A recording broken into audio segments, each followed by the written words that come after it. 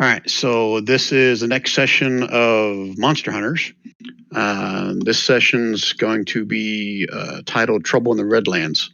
So at this point, I'll say that Urbo has brought all of you guys in. I'm going to let him do a little intro to what the job is. Then I'll give each of you guys a chance to kind of introduce your characters. We do have at least 2 new characters, I think, that we haven't played with before, but I'll give you guys a chance to introduce everybody in case you haven't played with the others at this point. All right, so you guys have come to the call of this latest bounty. The normal bounty board always has all kinds of jobs on it from this point you've pretty much gleaned that it's always from the No Mercy Guild. But this one was a small job. It's kind of the bottom right part of the bounty board, almost like it was halfway hidden. And as you guys are all assembled here, Urbo will start to explain to you guys that this is not necessarily a job for the No Mercy Guild. It's going to be a job directly for him. He basically shared that he's been trying to get his digging rights near this shrine of Paylor in the dunes of the Redlands, just south of Surcross. But the priests there have been denying him every time he asked for digging rights near an old ruin there. But he's heard recently there's been sightings and attacks of some giant scorpions on some of the worshippers that travel back and forth to this shrine on almost a daily basis. The shrine is to the goddess God Paylor, not goddess God Paylor, the god of sun and healing.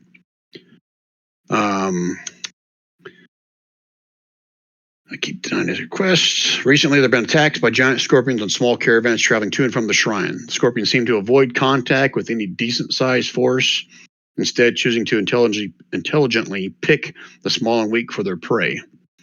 Herbal says that if he can hire a specialized and skilled crew to take care of the scorpions, then he thinks he may be allowed an excavation contract or something similar from the Paylor priests. So Urbo himself is offering 1,000 gold pieces to your group if you can eliminate or drive away these scorpions. And he's hoping by doing that, he'll be in the good graces of the priests, and they'll allow him a nearby excavation site. Okay, let's see anything else here. No, everything else is once you go there.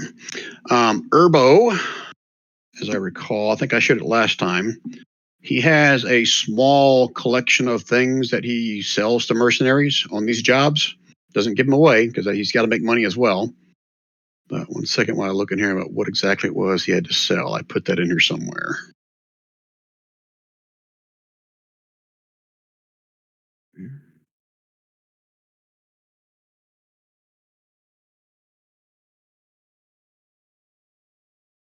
Well, this is awesome. Can't find my notes.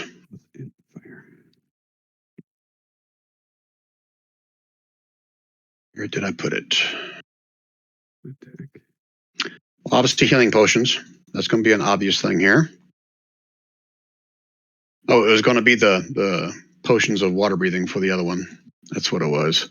But I thought I had some other stuff in here that he was willing to sell you guys if you wanted it. Sorry, Brent.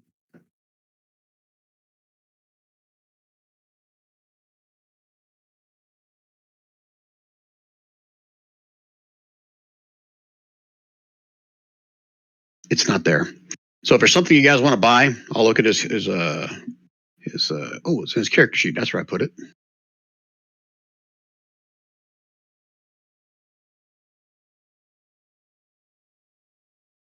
He can offer you scrolls. Oh, nice. Detect magic, identify, Tensor's floating disc. Okay, that might be one.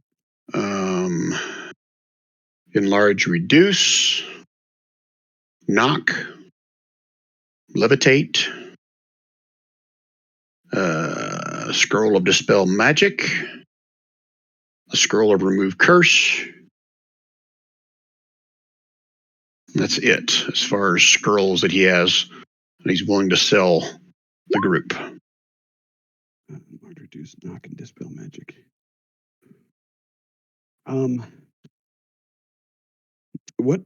What class is Granny, bro?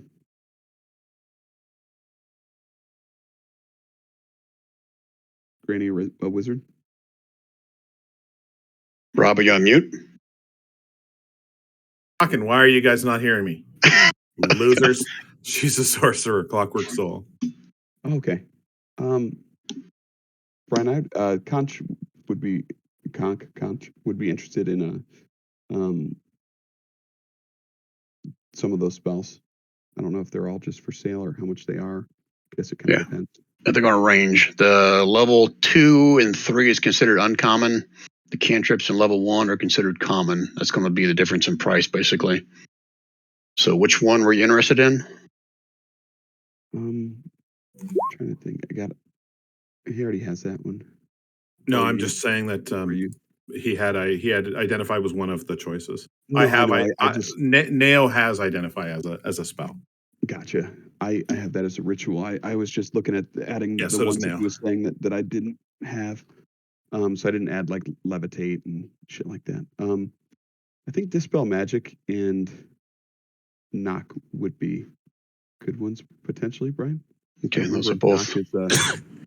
If knock is not a ritual, then I'd probably pass on that one. It's not a ritual. Okay. What was the other one? Dispel magic? What's those cost? I have access to dispel magic on Granny. Okay. Although I think you're looking for it as an actual spell to copy over. Yeah, just as a long-term thing. Yep. So if you want dispel magic, I can roll to see what he would sell it to you for now, at a discount because you're a guild member. If he let me borrow it and I returned it to him, how much would he charge to let me borrow it? If you're trying to put it in your spell book, it disappears once you transfer it into your book. There is no borrowing. Oh, because it's a scroll. It's not from a spell book. Correct. Okay. I thought he might have them from spell books available as well. No, he sells scrolls. He only does scrolls. Okay. So you want to buy that scroll from him? I'd like to know how much each of those scrolls cost. He'll sell you. He'll sell you that dispel magic scroll for a discounted price of 100 gold pieces. That's a no-brainer, Rand. Yeah, that's worth it. I'll definitely do it. Okay. What about knock? Knock is a level 2. That one's going to be 150 gold pieces. I still think that's a pretty good deal. That's a damn good deal. That's a no-brainer too. Yeah. So 406. Okay. Do you want to get that, Rand, or do you want me to buy it for you? It's good. I Conscious has some money, so he'll get knock and dispel magic. I think that those are probably the two. Neo is sort of richer than astronauts, sort of. Oh yeah. You know what? Beaver was too until he died and lost all his shit. He just added his gold to the hoard. That's right.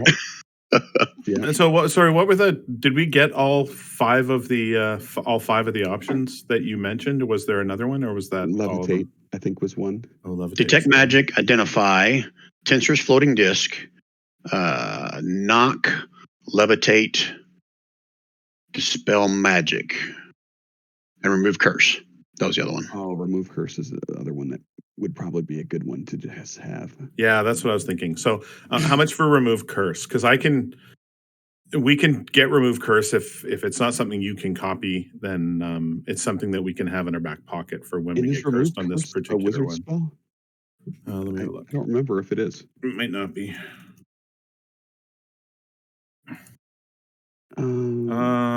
It is not. Oh, yes, it is. Yes, it is. Okay. Yeah. How much for the remove curse? He says, "I'll sell you a scroll for 300, or if you bring the item to me, I'll do it for 100." Yeah, but as soon as you get 3 items that are cursed, and Brian curses everything, it's no longer worth your money. Brian's curse machine. I'll buy the remove curse one. Brian. Okay, 300 gold. Yep. Oh, for me? Yep. Oh, that was nice of you. Thank you. I'll put it in. If you're going to copy it in your spellbook right away? Yeah, if that's all right. If we have time, are we kind of ruling that we have time? Like this is downtime activities, right? Yeah, I mean, you're doing this with who? With Conch? Conch. Yeah, Conch is known Urbo for at least a few weeks at this point. So yeah, you could have negotiated this in between jobs. Okay. Um,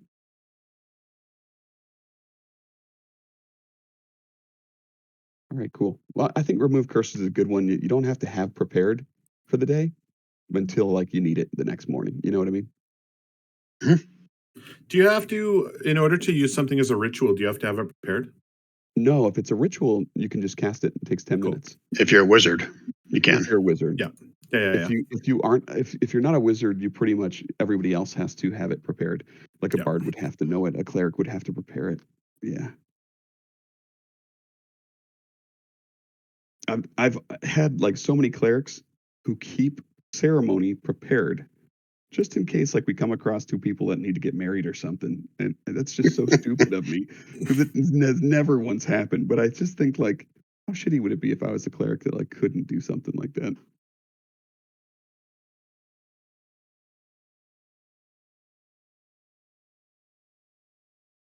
All right, cool. Thanks, Brian. No worries. I'm getting pissed off at myself because somewhere in here I wrote down a bunch of Is there phrases. any like I was going to +1 say weapons or anything? Things from that- Urbo. Yeah, from Urbo. Does he have No. any other kind of like? He sells Some scrolls and magic? potions. That's it. Okay. Do you need any healing potions, Rand?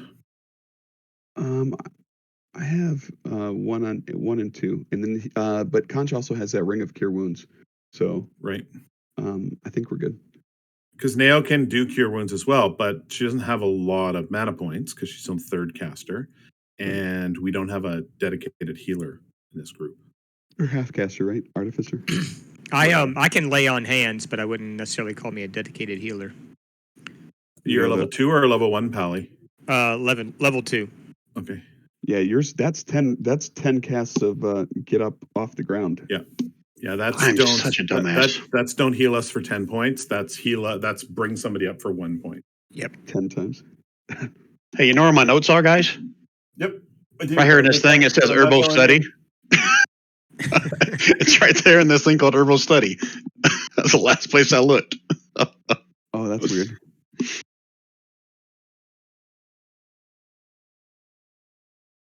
So what kind of potions does he have, Brian? Now that I've found this, Yeah. let's put that in here. Potions of healing, potions of climbing, potions of water breathing. Well, we're doing And- the water mission, right? And I thought we were doing the desert mission. We Just asking. No, you're not. What else does he have, Brian? Now that I've juggled this and got everything ready for this, the opposite of that, the sand one. I'll take. What's the potion of climbing cost? Potion of climbing is going to be 50 gold pieces. I'll take that one. Okay, let me roll to see how many he has in case you guys are going to ask for more, which I doubt you will. But Your character has 50 gold pieces? I have 250, right? That's starting for the new character Awesome. creation. Yeah. I did my guy still has 310 for my 4th level guy, even with buying like basic gear. But he still needs to get that's like, more than Granny has, and Granny's been on a mission. Oh, that's crazy. Well, I rolled high. I just did the starting gold and then just bought this stuff because I wasn't sure what to get a warlock. But I was telling Brian we can take off some gold for things like clothes in a backpack. I just didn't have time to buy those things yet. yeah. Would anybody else like some potions? Any more for you guys? I got a few more of these potions of climbing. I got some potions of healings here. Yeah. That's it? And what else did I say? Potions of water breathing. But where you're going, I don't think you need that. Just those 3? Yeah. Okay. So, Rand, you're telling me that you've got a couple of potions of healing. Yep. And I'm assuming, Urbo, you do not have any potions of healing. Urbo just said he. Occam, I'm assuming you. Oh don't no, have any yeah. potions Occam of has healing. the 2 base that you get because he's Yeah. brand new character. So yeah, he has 2 potions of healing, Yeah, and so then now Granny- the potion of climbing. Granny has those as well, but Neo doesn't have those. They're basic potions of healing. Correct. 2d4 plus 4. Or Correct. is it 2d4 plus 2? What is it? 2d4 plus 2. Plus 2. For how much? 50? 50 gold pieces. I'll take 2 of them if he can spare them. Let me roll. That's for Neo. Yeah, he's got plenty of those. Okay. Okay. Illusion specialist. Dobre. Anything else, my fellas? No, I think we're set. What can you tell us about these scorpions? Are they just your standard giant scorpion? Are they is there something special about them? Yeah. Let me review my notes over here. And he opens up a journal. I'm trying to figure out a voice for him, so bear with me as I probably butcher this. That's a fine voice. That's good. You got sort of Italian Fonzie going on. It's good. With You like it the dirty- meatball. like a dirty Italian. That's right. Hey, you like the meatball. Okay. You're asking about the scorpions. Yeah. From what they tell me, there's only been like just one human death. Yeah, they've just been attacking like the the horses and the cows and the mules and the camels, stuff like that. But what they tell me, they say if you see get big groups stay together, they don't mess with them. No, they try to find the loners and pick them out of a crowd. So, only they don't come in big groups. They said only like 2 or 3 at a time. Yeah, but they don't know where they're coming from. Just somewhere out in the north of the city. Yeah, between the town of Surcross. Yeah, and the shrine just south of Surcross and the Dune. Yeah. And how many are they seeing at a time? Let me look. Read it. They say here the most they've seen in any kind of group is maybe four of them, and they're about the size of a large dog. So don't know what exactly you call it giant, but that's pretty damn big to me. That's a medium. That's a medium scorpion.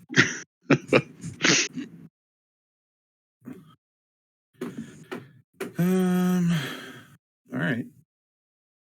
So the priest there is named Rahak. He's the head priest there.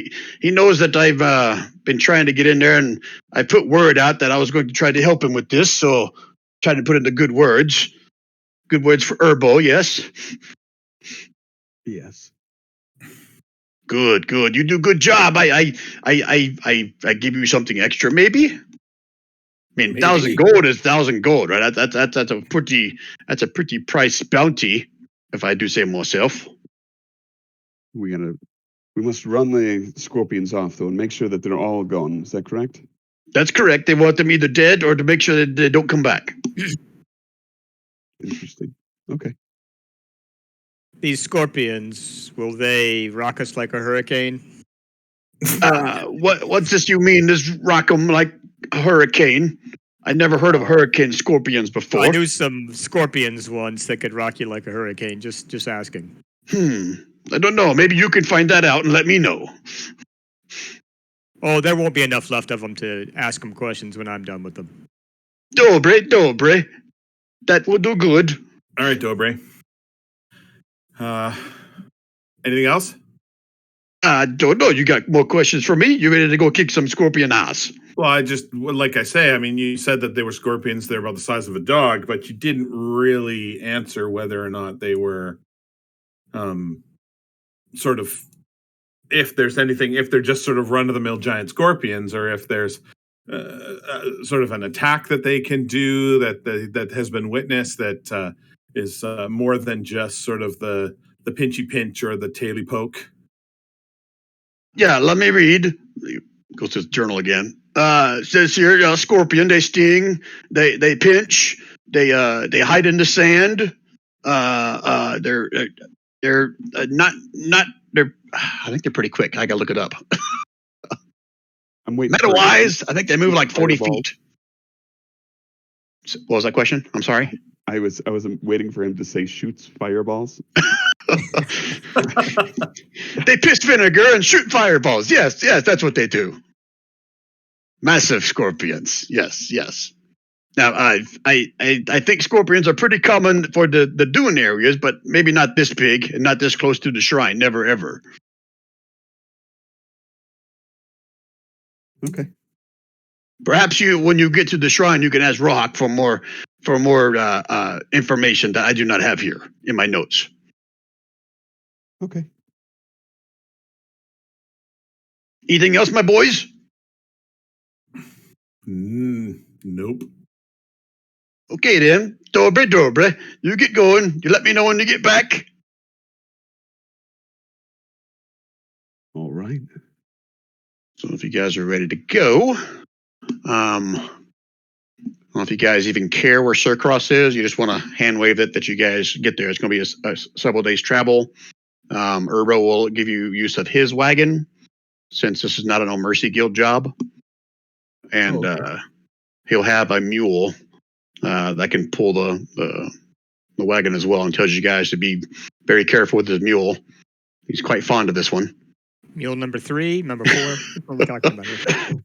I won't say where I got him from, but he was a loyal mule for a former employee of mine that gifted the mule to me when he left town. Yeah.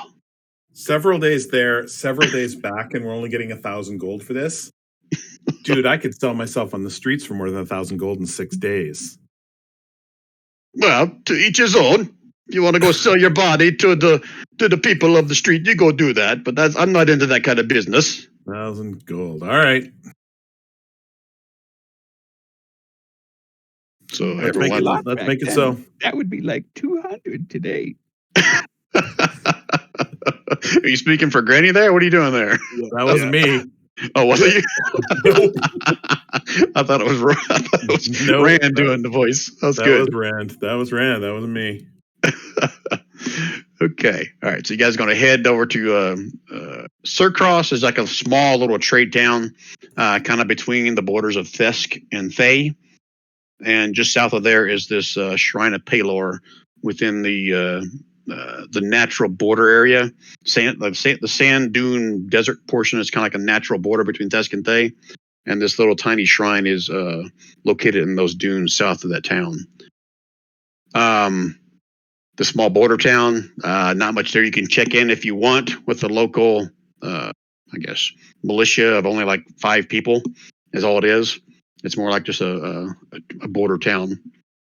But they'll direct you in the general direction of where the shrine is. As a matter of fact, as you're leaving that town, you'll probably run across several small caravans of, pilgrims and or folks seeking out or coming from the shrine itself. So I don't know if you want to try to strike up a conversation with any of those folks, or you just want to hand wave that and move on to the shrine. What do you guys want to do? The only question that I have is, do scorpions attack at daytime or at nighttime or at dusk or at dawn, or is there a preferred time? When it take place, yeah.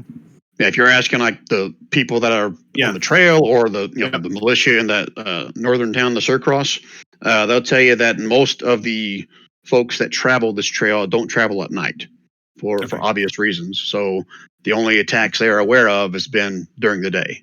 Okay. Any other questions like that? Don't think so. Okay. All right.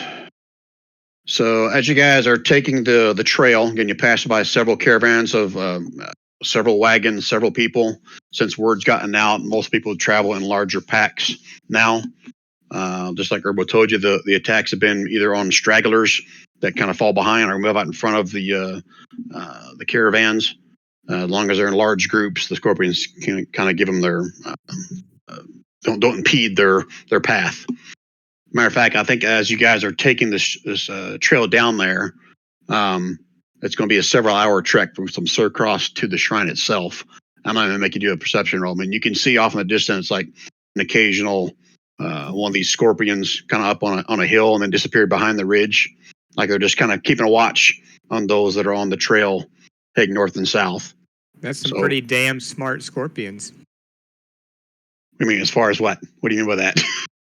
Well, I mean, Occam is intrigued by the fact they seem organized and like raiding caravans when they're just sort of like somewhat not intelligent. Which, I mean, I can't imagine they're that intelligent. Right. So he's thinking they're being directed by someone.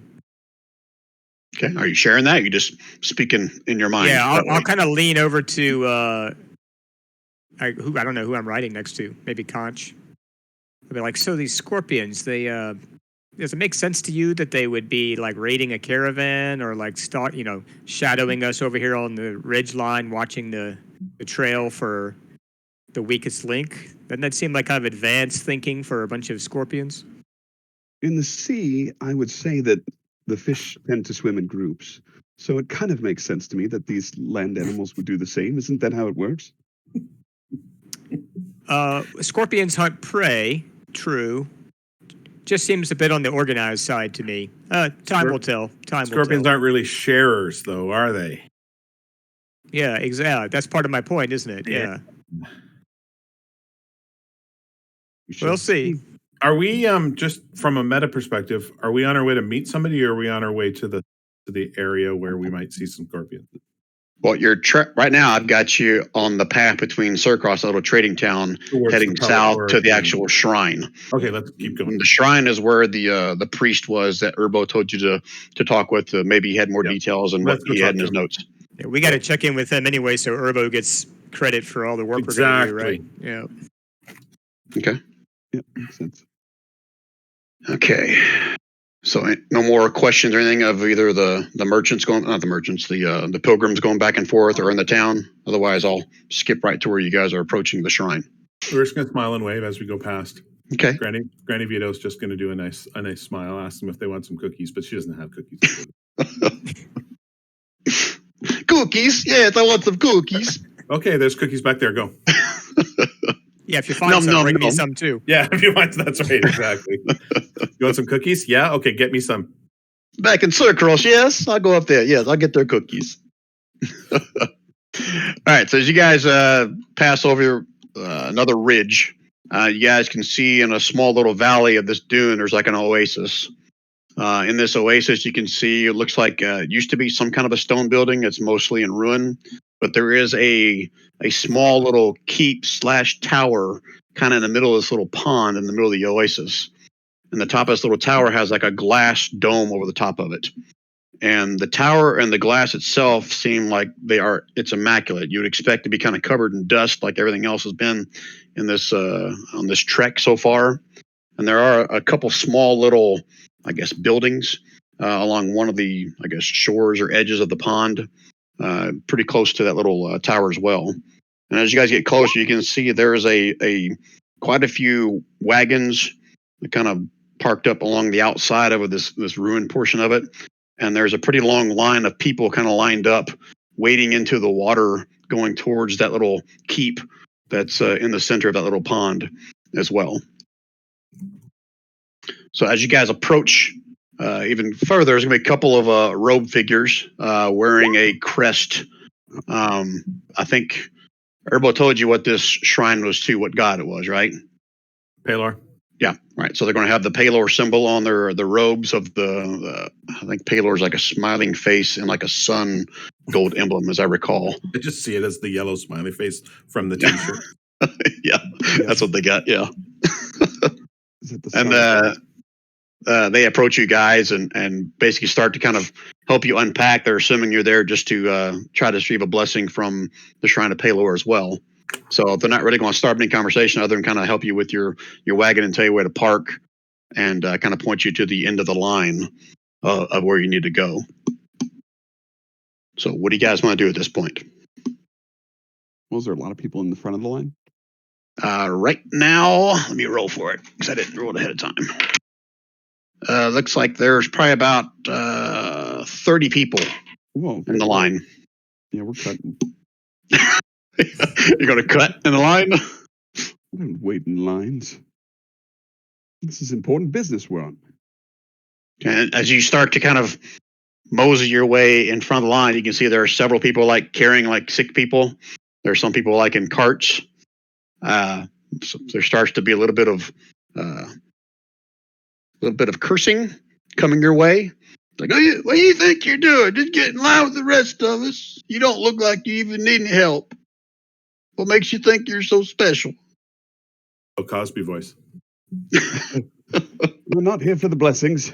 We're not here for the blessings. Then why are you in line? Don't be cutting. No cutters. Hey, she starts yelling for one of the priests. These folks over here cutting. Don't let them cut in front of me. We're not going to your priest. We're going to the other priest. What other priest? The other one in the back. In the back. Okay, this is Brian asking, what the hell are you talking about in the back? What priest in the back? The priest in the back. I don't get it. Come over here. Come here. There is no priest in the back. He's trying to throw the guy off. A couple of other priests that greeted you first came up to you now. So what's going on here? We can't allow any cutting. That's not the proper thing to do. Look here, bub. We're the exterminators here to take care of your scorpion problem. So why don't you point us to the head honcho so we can get why didn't you say so? Herbal sent you, right? Exactly. Oh, you don't need to be in this line. Come with me. And they start walking around the pond to those two little buildings I told you, they're along one shoreline over there. I'm going to give the guy in line who called me out the finger as they walk off with this priest. The priest in the back. Okay, no blessing for you today, buddy. He deserved it. All right, so I'm assuming you guys will follow the guy to the little shack / temple building. And there's an old red dragonborn sitting on the front porch, decked out in robes. Got himself a white and gold, kind of like a priestly hat. And then he stands as you guys approach. Is this the herbal group? You nailed it, old guy. Well, about time. I've been waiting for at least a 10-day now at this point. Regardless. Come here. Let me size you up. And kind of looks at each one of you individually. Looks a little bit longer at Granny than anybody else at this point. Do you bring skills that can quite help this group here? Listen, honey. I bring skills that nobody else has. I'm assuming you're of the more of the intellectual type than you are the brawny type. Well, you're a smart one. That's good. Well, may Paylor's son bless you. So regardless, come inside. Let me kind of fill you in on what Herbal may or may not have already shared with you. I'll invite you guys inside to a little table, offer up a few glasses of water for you guys to drink if you want. Okay. So tell me, what more information do you need, or what did Herbal tell you? Herbal told us there were scorpions here, and we came to see how we could help. Well, that's the gist of it, I guess. So they're somewhere between here and the town of Surcross. I don't know if you saw any of them on your travels down here. We weren't able to really locate where they are. We're really staffed for that kind of thing anyway. I mean, he kind of leans in a little bit closer. Most of the folks here don't really have any kind of divine power, if you get my drift. But anyway, regardless, just somewhere between here and the town of Surcross, there's got to be a horde or a lair or something where these things are coming from, because we never had this problem before. Been here for years, I tell you, and never had even a scorpion sighting, much less an attack. So quite concerning. We need to make sure that this is taken care of quickly. Can't have any more of our good folk here being harassed and or killed by something as devilish as these scorpions. Any other strange happenings that happened around the time that these scorpions first started appearing? Was there anybody that was causing you troubles or asking you questions? Was there any sort of strangers around that wanted your oasis? I heard Conch put the O in oasis. Oh. It's like, no one give us any kind of trouble. No, we get the occasional folks that try to get a free blessing or something that aren't really here on their true merits, if you catch my drift. But most people here are honest and here for good reasons. But no trouble I can think of. So Padre, look here. When they attack these caravans, do they take prisoners, or do they drag away any goods or anything? Or are they just after the camels and the horses they kill? They don't attack the wagons, if that's what you're asking. It's like I said, it's usually like if someone straggles out, there's only been one attack on a human. Unfortunately, that person was lost. But it's usually like a stray horse or a mule, or it looks like they're obviously doing this for food. Now, I can't imagine there's any kind of intellectual reason why they're doing this, trying to steal loot or wagons or gold. I mean, it's a scorpion. Why would they do it with that kind of thing? They just want to eat, I do believe. That's my belief anyway. How far off the, like, you say that straggling donkeys, but how far away are the donkeys? What's the straggling distance? We've had attacks where there's just a couple horses on the trail by itself, and they come right up to where the actual trail is. We've had others that kind of veer off the trail and they've been attacked out there. But I can't really put a rhyme or reason as to why they choose one or the other. More than anything, it's just if they separate themselves from the larger of the herd, so to speak, those made themselves targets. This den you mentioned as a possibility. Would you have any idea where you'd expect that to be? Expect what to be? I'm sorry. The den, the scorpion den. If you are thinking that there might be a den or something that like a home base for them, would you have any idea the direction that maybe it is?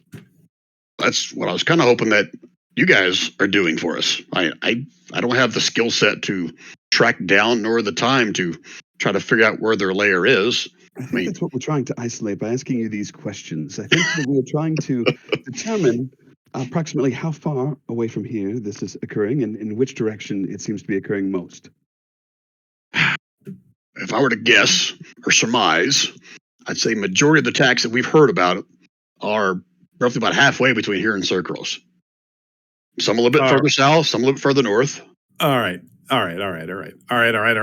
Nail pulls out a little stone, a little gray stone, and on the little gray stone, a little minor illusion pops up, and the minor illusion has the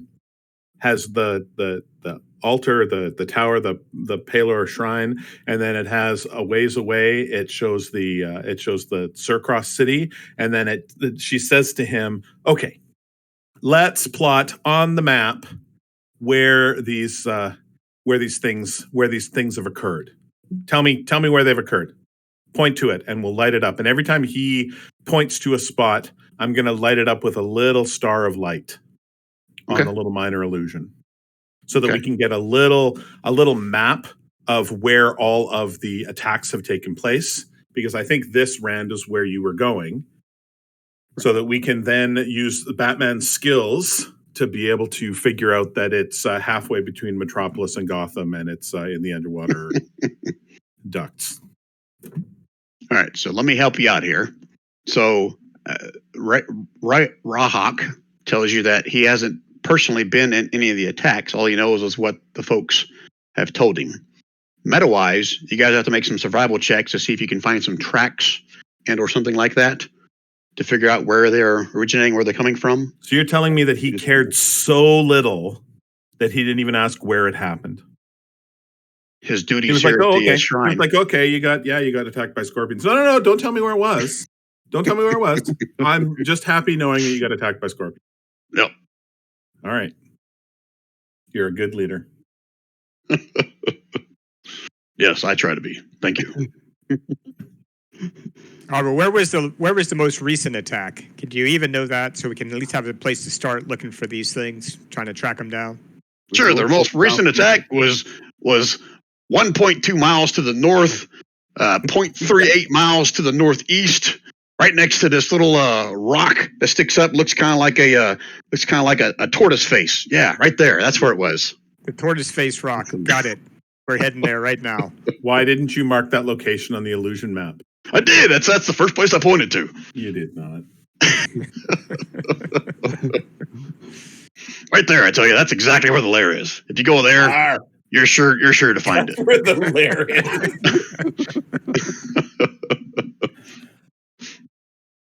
Okay, what else was he going to share with you guys?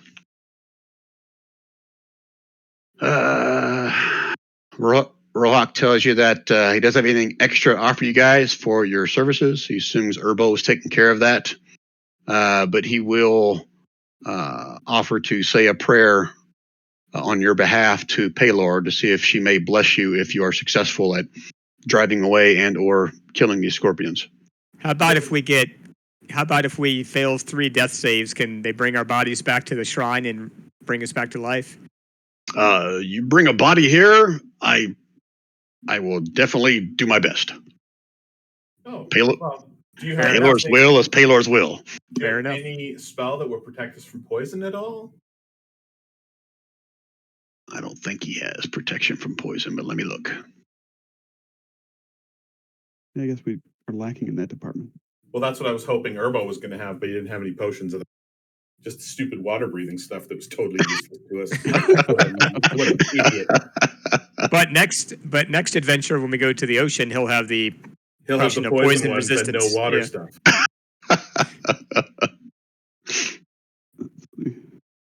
All right, so who was the one here who was most vocal about not wanting to do the water one? I believe it was me. Yeah, okay. I wasn't high on it either because I'm a paladin covered in heavy armor, so I wasn't really keen on swimming in that. Oh. You haven't learned the rule yet. You always take Mariner's Plate. Yeah, I should. Well, I took a magic weapon instead of magic armor. That was my mistake. No, it wasn't, because you wouldn't have been able to hit anything that Brian Well, said. that's what I figured, right? Because the previous adventure, I remember who was it with the hammer that he could never do any damage because he couldn't even hit the. Yep. Because it wasn't magic. Yep. Now he was a Titan, right, or something? Or no, he was a Goliath. Brian's favorite thing to do is to make you a level 4 character with magic weapons and give you only creatures that you can hit with. You guys got me figured out. Oh, yeah. And when he does give you a magic weapon, guess what? One word. Cursed. No, but to a certain extent, I think that looking back, Beaver might have had 2 magic weapons on him. so shame on him. I don't see protection from poison. Is that even a cleric spell?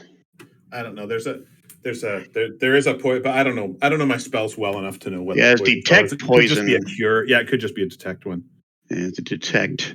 I guess that would be like a crap. What's that paladin spell that gets rid of diseases and stuff? The lay on hands thing. I thought there was something else he could do for that.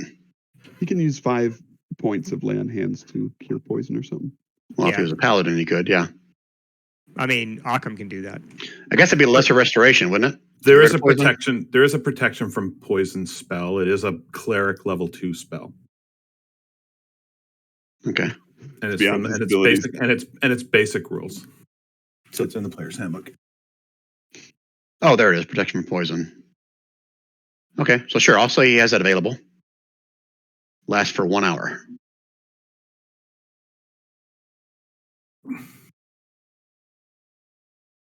And this Tortoise Rock is exactly 62 minutes away from us.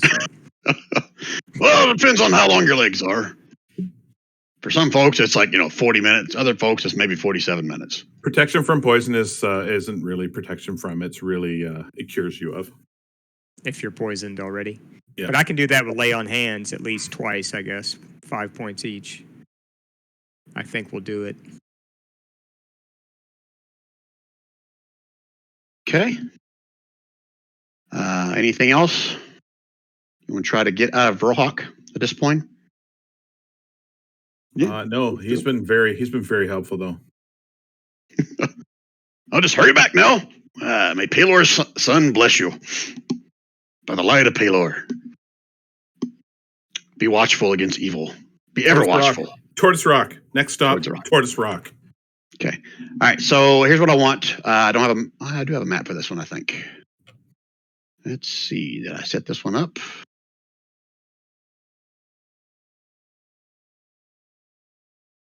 Hey, I do. Oh yeah, looks like I dropped all of your tokens on here. So let me just switch. And we'll put you down here at the bottom.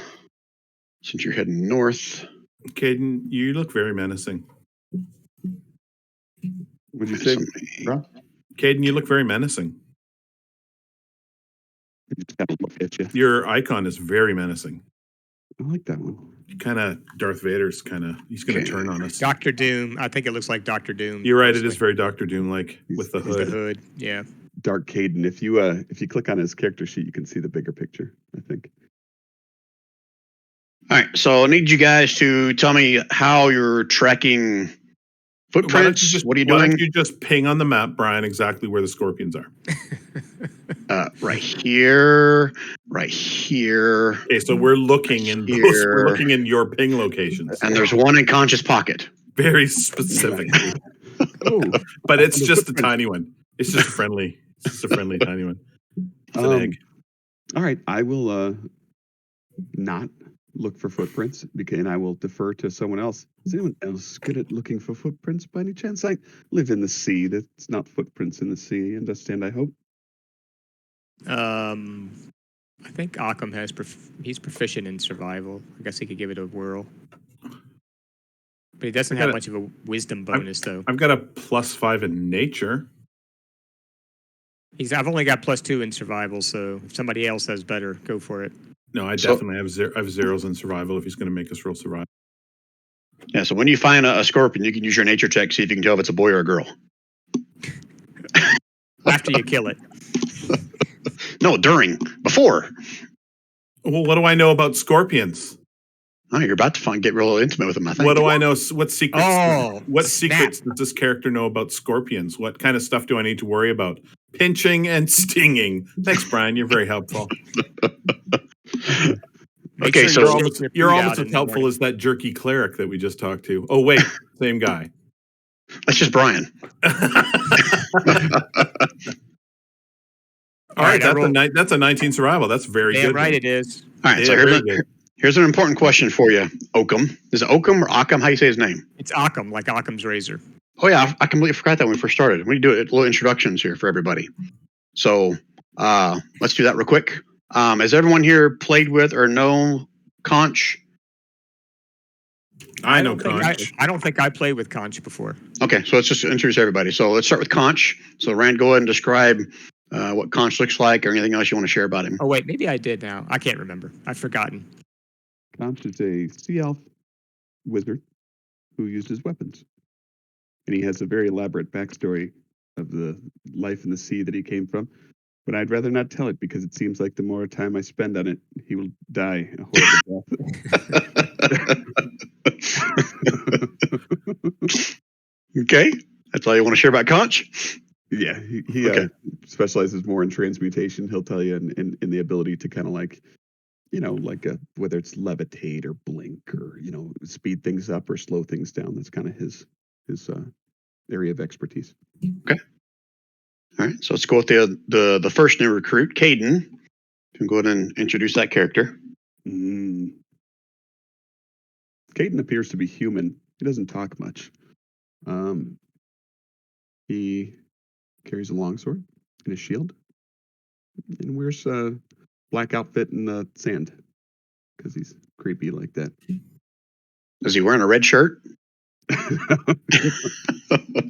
No, he's wearing a black shirt, Brian. Okay. Well, I think is Caden and Occam, are they the only ones that's level 4, right? Everyone else is level 5. Correct.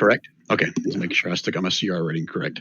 He's on a mission. He's sworn to not speak. He can grunt, point, things like that. But until he hits level 5, he will not speak.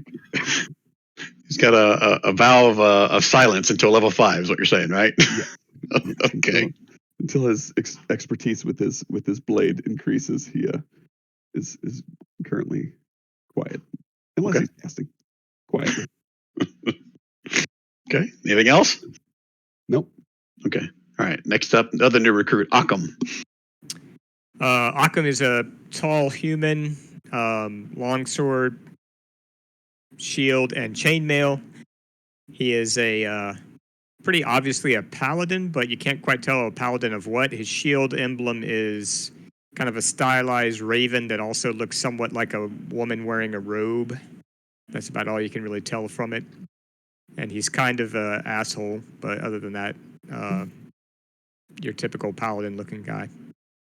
So you're saying his middle name is Brian? That's what you're saying? Exactly. Occam Brian Black, I believe. Okay. So in what way is he asshole? Is he asshole in righteous way? Is he asshole in bad attitude? What does he's kind of a asshole, as in like no nonsense and doesn't put up with a lot of shenanigans. That kind of guy. Cool. He's a no shenanigans guy. Got it. Exactly. So don't shenag in front of him. Okay. Anything else for Occam? No, I think that's it. Okay. Granny? Granny is a human sorcerer. She is very dressed like, if you look at her main picture in her bio, she's kind of she kind of looks like Little Red Riding Hood, but she's the granny version. She is no nonsense, but she's not a jerk about it, but she'll call you on your crap. She's been around for a while. She's raised a family. She's raised grandkids. She is a bit of an adventurer, a little bit new to adventuring, but she's a bit of an old soul. And yeah, she's you notice that anytime she casts a spell, you can see golden gears and clockwork spinning in her where her pupils are in her eyes. So Nail made her. She's Clockwork Granny. Nope. I'm joking. Nope, but that could be why they're such good friends. Yeah, it could be. Okay. If nothing else for Granny, you can go ahead and describe Nail and her little friend if you want. So everybody's played with Nao. Nao is sort of the old the old hat, sort of the veteran in this group. Nao is a halfling, relatively young, like equivalent of sort of mid-20s in human years. Artificer. She carries around a large crossbow, and she has a pet ferret that is named Spackle. And Spackle is actually, we decided this the last time we saw Nao, which was quite some time ago, actually, that Spackle is actually rigged for her to be able to ride Spackle. So Spackle acts as her mount when she needs him to as well. Spackle and Nao are really good friends, and Granny and Nao know each other from sort of previous life, for lack of a better term, back when Nao was still in her father's court. Nice. Cool. Okay. All right. So back to survival checks. Occam, you're Occam. Rock'em Sock'em. You're 19. My important question for you: are you staying like relatively close to everybody else? Are you out in front, kind of scouting the tracks? Or what's your guys' I guess makeup of your group? How are you moving along? I'll stay 5 or 10 feet, and I'll get as far enough ahead as I need to actually see tracks without everybody trampling on them, which probably isn't more than 5 feet or so, probably. You know, a long time ago, this really foolish adventurer got killed, and Nao grabbed his gray bag of tricks. Not mentioning any names. Daft. Yeah, I've heard tell of this daft fellow. So Nao would be more than quite happy. the dapper gentleman, I've heard. Nao would be more than happy to pull a fuzzy object from the bag and then send it out in front of us. I like that idea. I like it. I can see some tracks, I think, right over here. Is that right, Brian? I assume I can see something. Why don't you send one of your little friends scurrying down there so we can lure out these scorpions? Okay. So I'm going to... Number five. Oh, it's a panther. Sweet. So I'm going to pull the panther out, and I'm going to send the panther up in front of us, like whatever that distance is. Like 50 or 60 feet in front of us, to just sort of act as panther bait. I'm going to instruct it, if I can, to pretend that it's injured. Mew, mew, mew, mew. That thing is ferocious looking. Mew. All right. So every time I do this, I remember that you got this bag of tricks, and I remember that I forgot to add any kind of freaking of the tokens or character sheets or anything for these freaking things. So. Oh, I think in Occam's backstory, Daft is his long lost half brother, so he might be asking for that bag back. Yeah, I feel bad for him. Mew, mew. 1 second while I set this very generic looking panther. See, like my long lost half brother had a bag similar to that. Yeah, probably still does. Go talk to him. He probably still does. Go talk to him. No, he disappeared in exploring some dwarven mine or something. Oh, like that. Yeah. Hey, you know what? You should, after this, you should go check on him. Mew. Yeah. Mew. He's sort of an asshole too. Mew. How come I get the Panther when I want to sacrifice something, but when I don't want to sacrifice anything, I get the friggin' giant rat? Yeah, come fight for me, giant rat. Okay, save settings, edit. Gonna have this generic looking token for now. So we'll have more time to set one up. Or the dire wolf. All right, so you have a purple Panther. Let me give you access to it real quick. This is going to be. Now Rob has 4 tokens. And you have to voice act for all of them. Yeah, I'm gonna figure out what else I can summon. I gotta see what else I can summon. Okay, so there you go. Confirm that you have access to it. Who needs a ranger? I got an artificer, and yeah, I got access to it. Okay, and the character sheet should be at the very top of the journal section. So I you can got just it now. shift. I can just shift double click the token and get the. All right, so I'll say Occam, based on where you are, you can see that there's tracks. You go to 19. From here, you can make out 2 sets of tracks. Both of them are leading. Let me get the little arrow thing. Show to others. This general direction before they kind of split and fork. Kind of one goes directly north.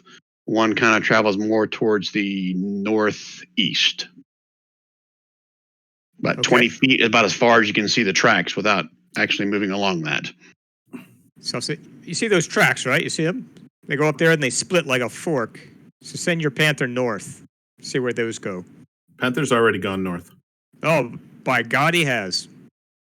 Okay, and you don't have like some special thing where you see through their eyes or anything like that, right? You can just see the Panther. And just, I just should have brought this link up. This right here is like the ridge line, the top of like the dunes. So technically you can't really see past that other than the horizon, if that makes sense. Same thing over here. The little dark line is like the ridge line, the top of the little crest of this dune right here. I believe we are in the kill box. The Panther's definitely in the kill box. I think we all are. Okay. Move your Panther only like 15 feet at a time, just so I can kind of keep track. Oh, the rest of you guys That's do kind of where the Panther. Panther. That's where the Panther's. Oh, I see. Is the Panther not there? The Panther's only 15 feet away from me right now. Is that what you're saying? Oh, you can have him there. I'm just saying, don't move him any more than 15 feet at a time. No, he's. That's where he's staying for now. He's mewing. Okay. Oh, he's making a noise. Okay, I thought you were just playing around with your different voices in your head. Oh no, that's the noise he's making. He's pretending that he's slightly injured. Okay. And these guys are all traveling as a pack. My other three dudes. Okay. Oakham, I'll say you're the first one that sees it. You can see something kind of starting to disturb the sand close to the Panther. And you see one of these pop up out of the sand. Tail in the air, raising up towards the Panther. We can roll initiative now if you want. I'll yell out, "There she blows!" Click on the character, roll the initiative. Click on the character, roll the initiative. Ooh.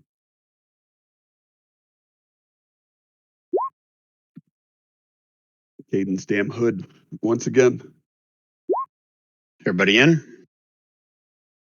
I think so. Yep. Okay, descending. All right, Conch, you see that from your vantage point. Scorpion kind of unburies itself out of the sand, so it's going towards the Panther. What do you want to do? Well, do we think we should lure out more, or should we try to obliterate that one? I am going to hold action to toll the dead that one if the Panther hurts it, if someone else hurts it, or if I see another Scorpion this round. Okay, you got to pick one thing that triggers it. you can't pick 3 things that trigger it. If anything happens at all, Brian, he's going to toll the dead. I kind of got that from him. Yeah, that's why I said, "Hey, pick one thing that's going to trigger you to attack." If I see at least when he says now, he's going to do it.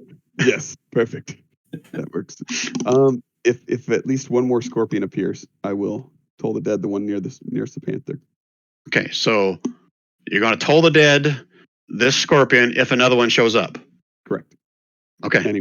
Anywhere within my line of sight. Okay. All right. And you're going to stay put where you are? Yes. Okay. All right, Nail? Neo is going to pretty much do the same. Neo is going to, in the direction that Neo is looking. Let's remember that Neo is currently not standing on the sand. Neo is flying.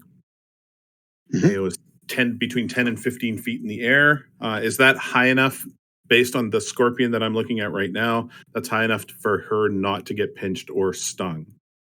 Yeah, these are medium-sized creatures. So if you're 10 feet in the air, they can't reach you. Okay, so she's going to be between 10 and 15 feet in the air, flying, and she has her crossbow notched and ready to go, and she is in the same vein as Conk, except if she sees another scorpion in her line of sight straight towards, like, between her and the Panther, she's going to shoot that scorpion. Okay, so not shooting this one, waiting to see if another one pops up. Correct.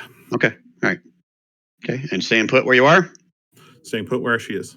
Okay, about Spackle? Spackle is no. Spackle's guarding Granny. That's what Spackle's main job is. If a scorpion comes by, Spackle is going to pull that. Okay. All right. So Spackle's holding an action to attack anything that comes after Neo or towards Neo, though she's in the air. That is correct. Okay. All right. So first things first, this guy is going to go ahead and try to attack the Panther. La-di-da.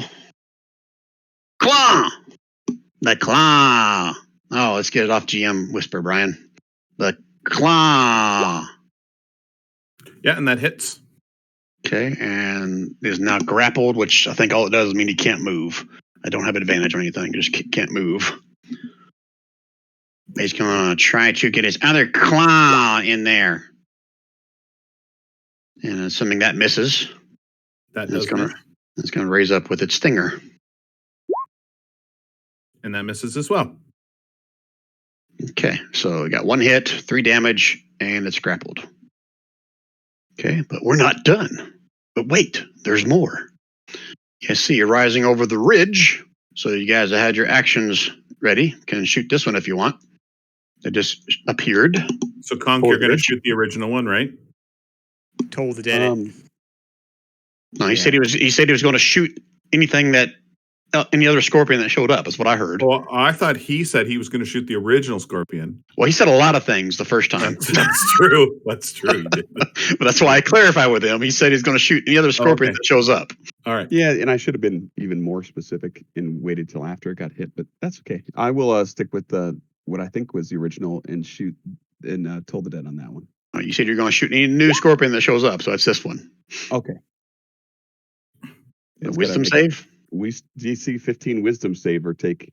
Oh, that's not correct damage. You got to roll it. Yeah, it is. It's 1d8 necrotic is correct. Yeah, 1d8 if it hasn't taken damage, 1d12 if it does. On level 5, it should be 2d8 or 2d12. I'll adjust it. Ah, okay. All right, so I should take that damage on the second roll, the 6 or the 2. As well. No, yeah, you should both. You should combine them. Okay. For this I'm with you. particular turn. I'm with you. Okay. That was Wisdom 8, right? save. Look how smart these scorpions are. Damn. Just wise, not smart. So this is no damage, right? It's not half on a success, correct? Yep. Okay. All right, so you miss. I think Neo also was holding her action, so 19. That definitely is going to hit one of these poor little scorpions. Sinks in deep into it. You see like his legs immediately like kind of sink into the sand. Okay. No one else had held an action, right? Nobody else had a turn yet. Okay. All right. So this guy's going to finish his attack because he was going for the Panther. Going to try to sting first since it's already grappled. And can't hit shit. So then he'll just try to claw the son of a bitch. So the last one hits. Okay. 5. Okay. It's not grappled out of that one. This is the one that hasn't grappled. Okay. Okay. And then a third one will come up over the ridge.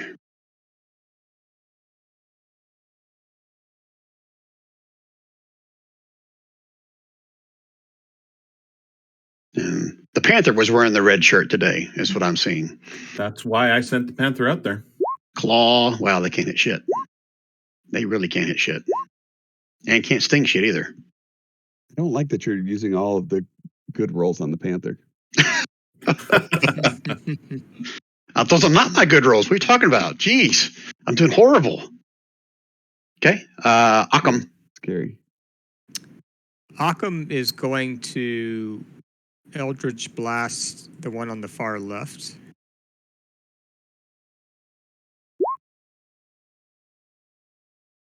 Did that roll? Huh. It's not rolling for some reason. Maybe I need to go to my... Hold on a second.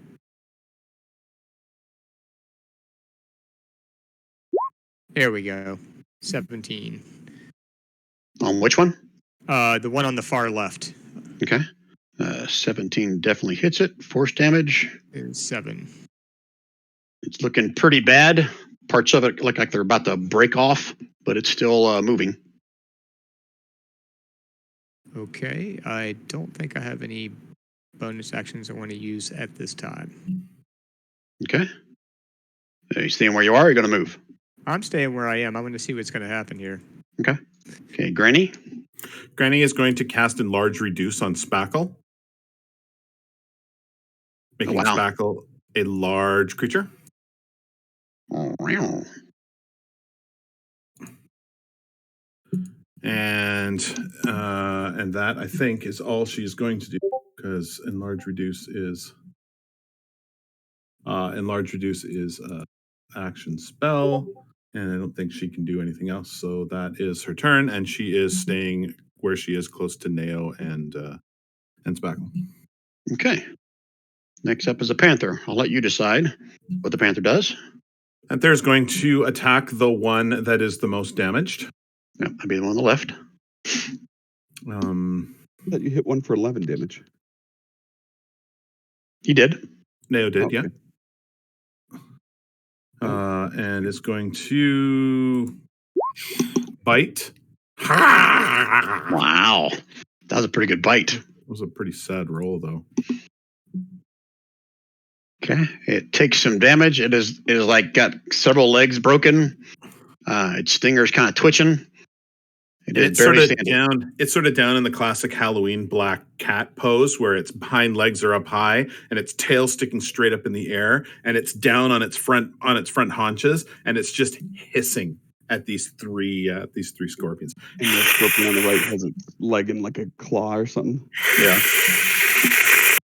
It's like a cat trying to walk. It has a little booties on. Can't quite shake that one leg loose. Or trampled. Very nice. Okay. So that's it for the Panther. Yep. Okay, Caden, finally. What do you want to do here, Caden? Yeah, he'll kind of look over at Occam and do something similar and shoot an Eldritch Blast. Just be ready for the boss scorpion when it comes out. The one on the left, I'm assuming, right? The one that's hurt the most? Yeah, that would be good. Okay. And you watch as it kind of shatters to a bunch of little scorpion pieces and rolls off the backside of the hill. Okay. Anything else out of Caden? 2, 3. Is this to scale, Brian? Yeah. 1, 2, 6. Kind of want to get up to the ridge so I can kind of peer out a little bit better. Okay. You're in combat. You haven't used a bonus action yet, have you? I have not. Okay, you can use a bonus action to do a perception check if you want. Yeah, perfect. Ooh, a good one. Mm-hmm. Good to know. I like it. Okay, Conch. Conch will also kind of move up. Right. Sorry, I'm back if I missed anything important. One scorpion down. And Gotcha. then this is the one that's been injured by the shot, right? Or was No. that none of them have been injured? All the shots were at this one here on the left that's not dead. Yeah, you know what? I'm still gonna you know what? Conch is gonna pull out his light crossbow as he moves, and he'll just take a shot at this one on the right. Okay. Damn, 23. Shunk. Sinks into it. Still twitching. Anything else out of Conch? Nope, that's all. Okay. Neo. Which one did you hit, Conk? The one on the right. Okay, so Nail's going to hit that one as well.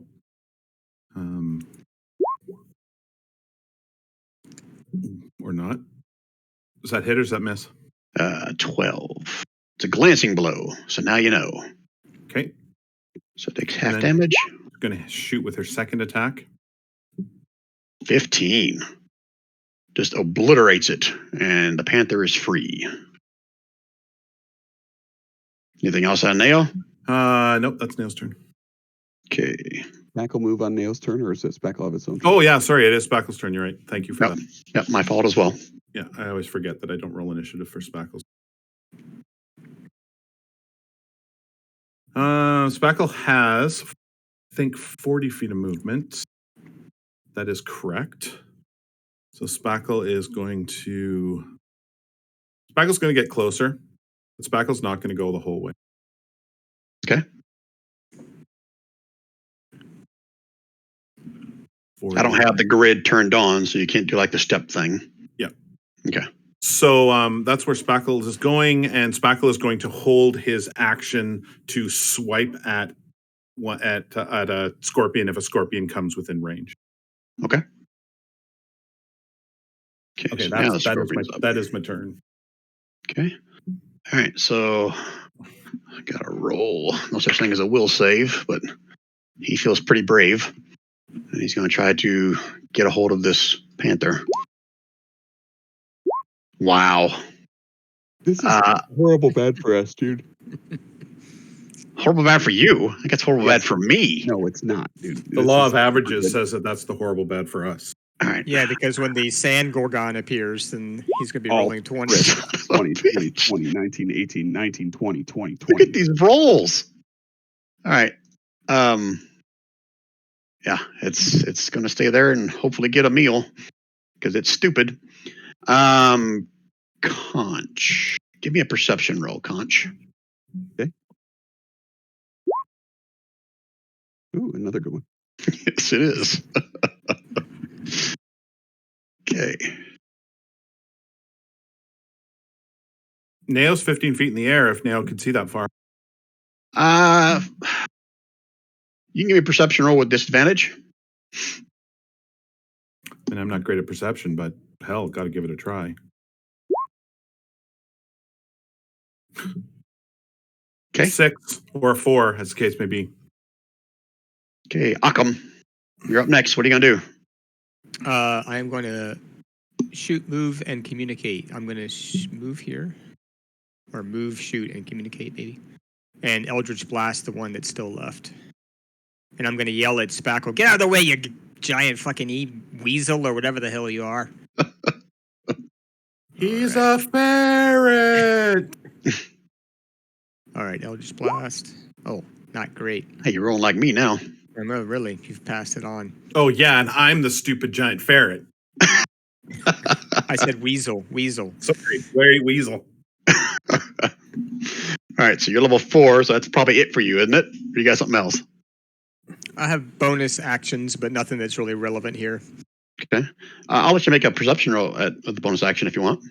I'll do that all day long. Let's see. Oh, actually, I'm not really great at perception, but I'll try it.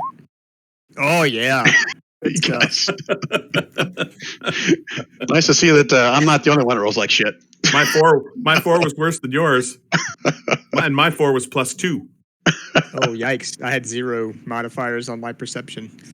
I'm no cleric. Okay, Granny, you're up next. Good question. He's going to cast something.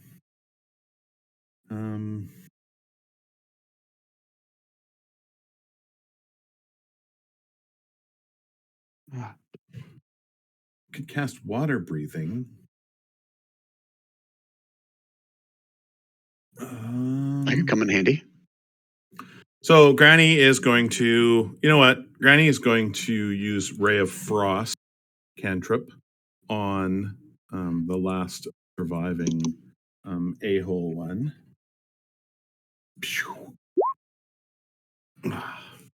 17. Kablooey. 13 points. It takes a direct hit. It's still twitching. Claws are still snapping. Tail's still acting like it's getting ready to hit. What else, Granny? Anything? Nope, that's Granny's turn. Okay. Purple Panther. Purple Panther is going in for a bite. Well, didn't you have a character that had a panther? What was his name? Steve? I did. That was Bruce. Bruce, that's right. It was Bruce the Panther. But this is not Bruce. Yeah, because this Bruce Purple Panther can't hit shit. Bruce was a little bit better than the Purple Panther.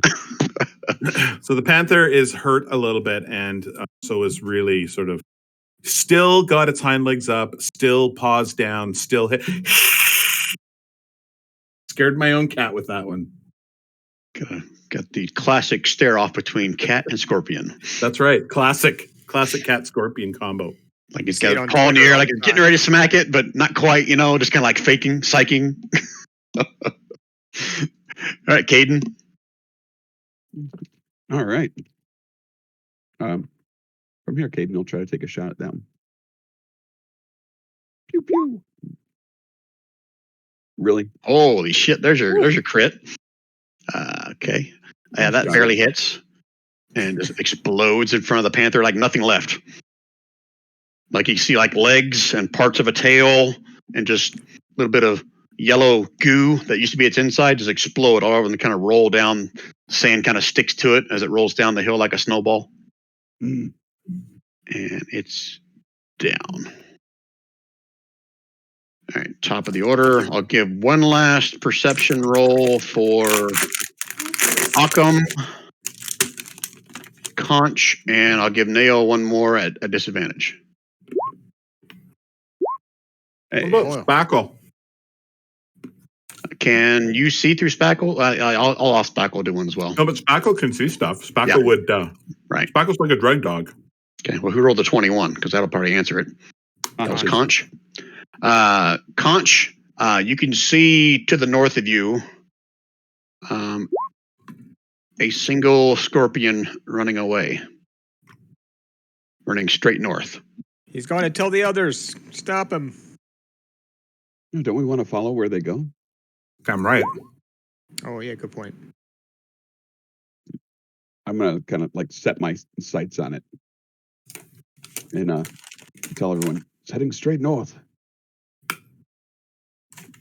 Okay, so we're still in turn order technically, unless you guys want to role play this, a chase after a scorpion, because it's trying to get away.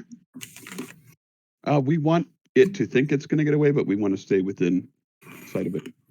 Okay, so you basically we're going to chase it, but not attack it. We're going to stay within range of it so that we can continue to see it, but we're not going to attack it. Is that right, guys?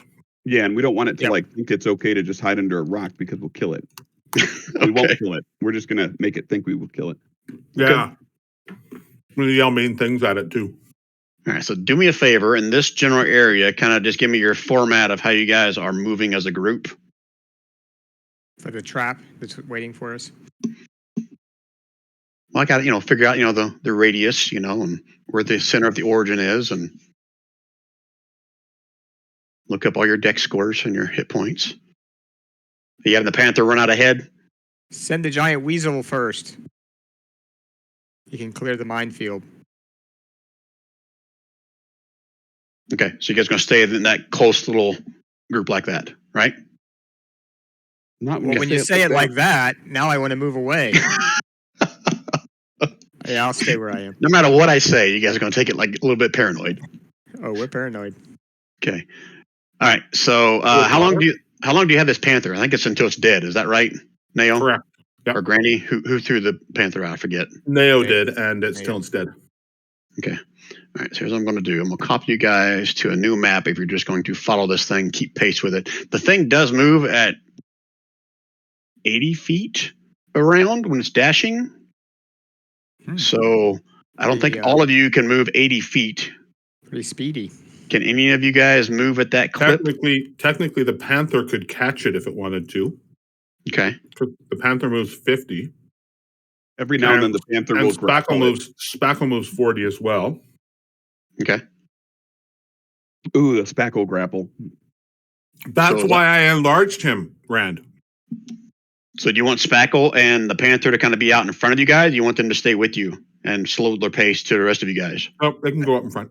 I figured like whenever it starts to get further away from us, like the Panther or Spackle like grab onto its leg, and then we kind of like catch up quite a bit, and then Spackle couldn't catch it. Spackle's the same speed as it, but the Panther could catch it. But Okay. the Panther will die as soon as it gets within fighting range. It's only got 5 hit points. Don't tell Okay. Bryant that. All right, I can see that. I'm the DM. Oh. So make sure I'm clear. So you want Spackle and Panther to kind of stay out ahead, but not engage with the Scorpion, correct? Correct. Yeah, correct. Okay. All right. So they can keep pace with it. The rest of you guys will fall back a little bit. So I'm just going to Well, move. we're only going to fall back because we can't run that fast. Right. That's what I meant by that. So I'm going to move you guys back just for a little bit for demonstration purposes so I can move you to another map. Because eventually we enter the Valley of Scorpions, where there are 600 scorpions waiting for us. he's going to run into one of those rock croppings, like if any of you guys seen the movie Dune, kind of like that is where the Scorpion is running to. And Did you see the new Did you see the new Dune movie? I did. Did you guys see it yet? Not yet. Don't tell me. I mean, actually, I know what happens. But Don't tell me. Read the fucking 1968 book. I have. I've read them all. Everything is published. I don't really like the Sun's books, though. They don't really appeal to me. All right, I'm going to have to move you guys My around. favorite, dude. I love like especially Children of Dune and Leto getting those powers and stuff. I really like Chapter House and Heretics. Actually, or Heretics are Heretics of Dune. The later two were pretty. He was getting his mojo back. I felt before he got taken by the Grim Reaper. All right, so as I'm setting up this map, I got a question for you. So you guys will see, because he's getting further and further away from you guys, but you'll see it start to go into like a little cave into this outcropping of rocks structure. Do you want the Panther to catch up with it to kind of stop it before it goes in? Or are you still going to let it go, and then you guys are going to eventually figure out what you want to do? What's your plan? Does that make sense what I'm asking? Yeah. Just trying to figure out where I want to place your tokens before I show you the map. Do we let it escape into the cave and then just mark it, or do we stop it before it gets in there? Yep, that's my question, basically. I think the hunting dog just would stay outside to show us where it was. They've treed it, right? Essentially, they've treed it in the cave, so they'll wait for us to catch up. Okay, that's what you guys are doing. It's just one more mob that we're going to have to kill when we get in there. But I think that, I mean, honestly, what choice do we have? Okay. Well, you could Eldritch blast it with a range of 120 feet. Yeah. If it's less than 100 feet away in the end from Nail, she could still shoot it with her crossbow, their heavy crossbow. But to a maximum of 400 feet. Like I could aim 2 shots in it before it goes into the cave if we want to destroy it before it gets in there. And then the boss scorpion that's in there won't be alerted to our presence. I'm pretty sure it's a scorpion demon god or something, not even a... Yeah, well, yeah, I would totally agree with you. Yeah, CR22, right? That's what we said, right? That's what you said. Yeah. That's what Sly says is fair. Okay. So are you concerned then about the scorpion taking warning back to whatever's in there? Is that what you're saying? Yeah, that's what I'm concerned about. And I got a +9 with my heavy crossbow, even at disadvantage. There's very little chance that I'm not. I mean, I'd be willing to take a shot at it with Eldritch Blast if I could get within 120 feet. So you guys changing your mind now? You're going to kill it before it gets in there? Well, now that we know where it's going, we're not changing our mind. We're changing the plan. Never mind. Well, what do you want to do, Rand? Yeah, speak up, Rand. Don't be such a wallflower. I thought, to be fair, Brian kind of is like, hey, it goes and disappears in the hole in the rock, right? And then this is all kind of a moot point as far as whether we can shoot it or not. Well, yeah, that's up to Brian to say that if he wants to just have it more or less if the thing's already in the cave, then why are we talking about this? I don't know. The thing is on the cave on my map. Just tell me If originally. it's in the cave, that's your call. In the cave, then we're done. I don't know what the discussion's about. Yeah, well, he was just asking if the Spackle and the Panther should go ahead into the cave before us. They're not running into the cave. All right. There you go. We answered the question. Okay, let me do a shift click for you guys. All right, so you see just north of Spackle and Panther is the little cave that the scorpion disappeared into. Okay.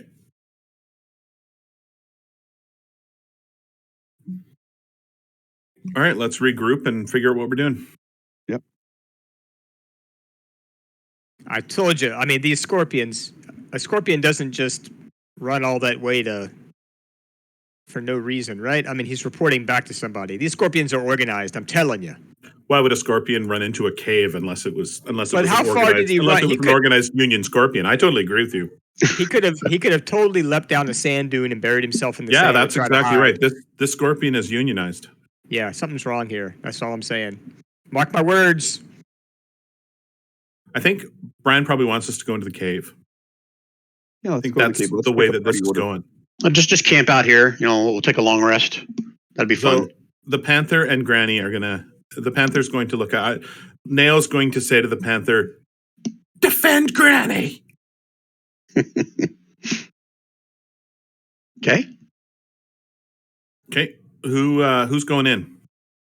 I say we First, send the giant what's the weasel order? first. I think we all go in. The ferret only has an armor class of 15, so Hmm. the Who has ferret, the highest armor class here? the ferret's not a tank. The ferret's a skirmisher. Is it Occam? He's 18. Occam and Caden are pretty close. Okay. But I'm only 4th level. Caden's 4th level too, right? Yes, Conk is 5th level. Wizard. But he's a sea elf wizard. It's not your typical tank. Yeah, but he's a blade slinger wizard with shield. All right, fair enough. I would say the 3 of us should go first. Maybe Conch should lead the way then. I don't know. Occam can do it either way. If you want Spackle to go in, Spackle can go in first. But Spackle's not going to tank fine. for long. Spackle's going to go down after a couple of rounds. Hey, you know what? I've got Use some your reactions that can help me a little bit with AC if I need it. So I'll just go first. No, it doesn't. I was just thinking trap person go first, right? I was just John and the situation a little too much. You mean someone who can detect traps, which is not me for sure. Right. I don't know that we have a good trap person. My perception Caden. is pretty shitty, so someone else should go ahead of me if we're going to sneak our way in. And before we get too far, just clarify for me, guys. Does everybody here have dark vision? Or does anyone not have dark vision, I should say? Yeah, I do. You have dark Is there- vision? I have anyone not? eyes of the dark. Yeah, so who does not have dark vision? Let's put it that way. That's probably the better question to ask. My guys have dark vision because Granny would cast dark vision on herself. What is Eyes of the Dark? Oh, from the shadow thing? Shadow sorcerer? Yeah, it's from one of his shadow magic sorcerer, right? Warlock, whichever one of those is shadow magic. I forget now.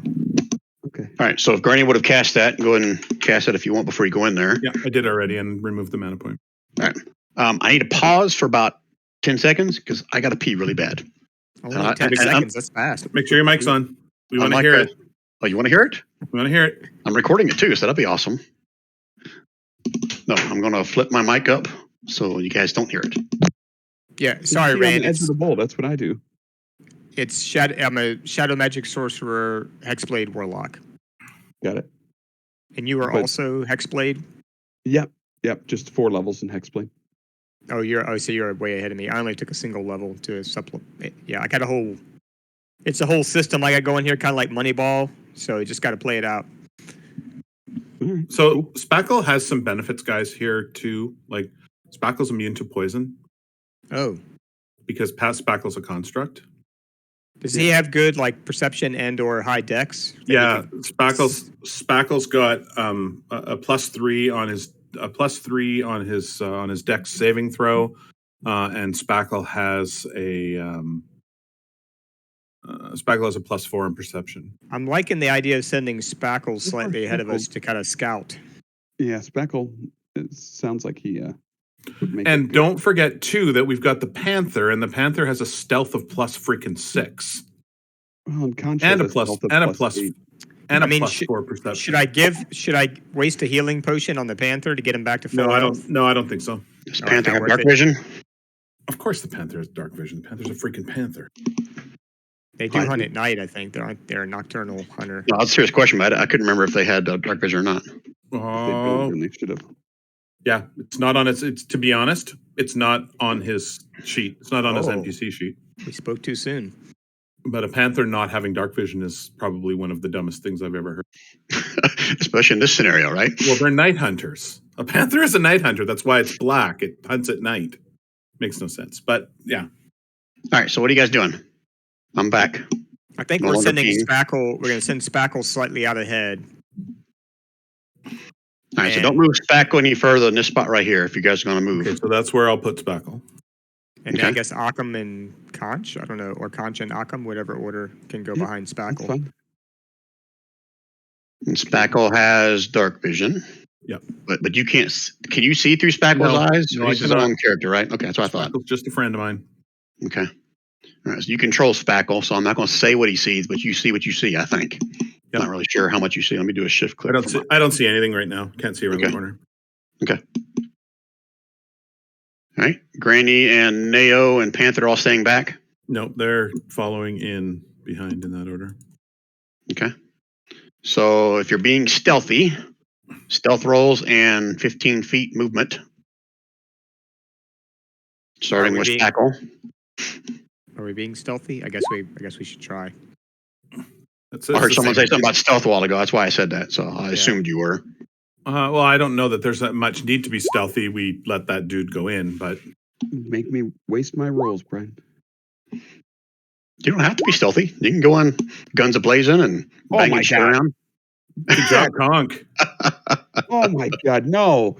That was a Caden. I got a 25, 22, 23. I totally Well done. wasted all my Go in rolls. front. Go in front. You're quiet. You're quiet like a mouse. Well, they are kind of in front, but oh, you mean to go peer out around Spackle? Yep.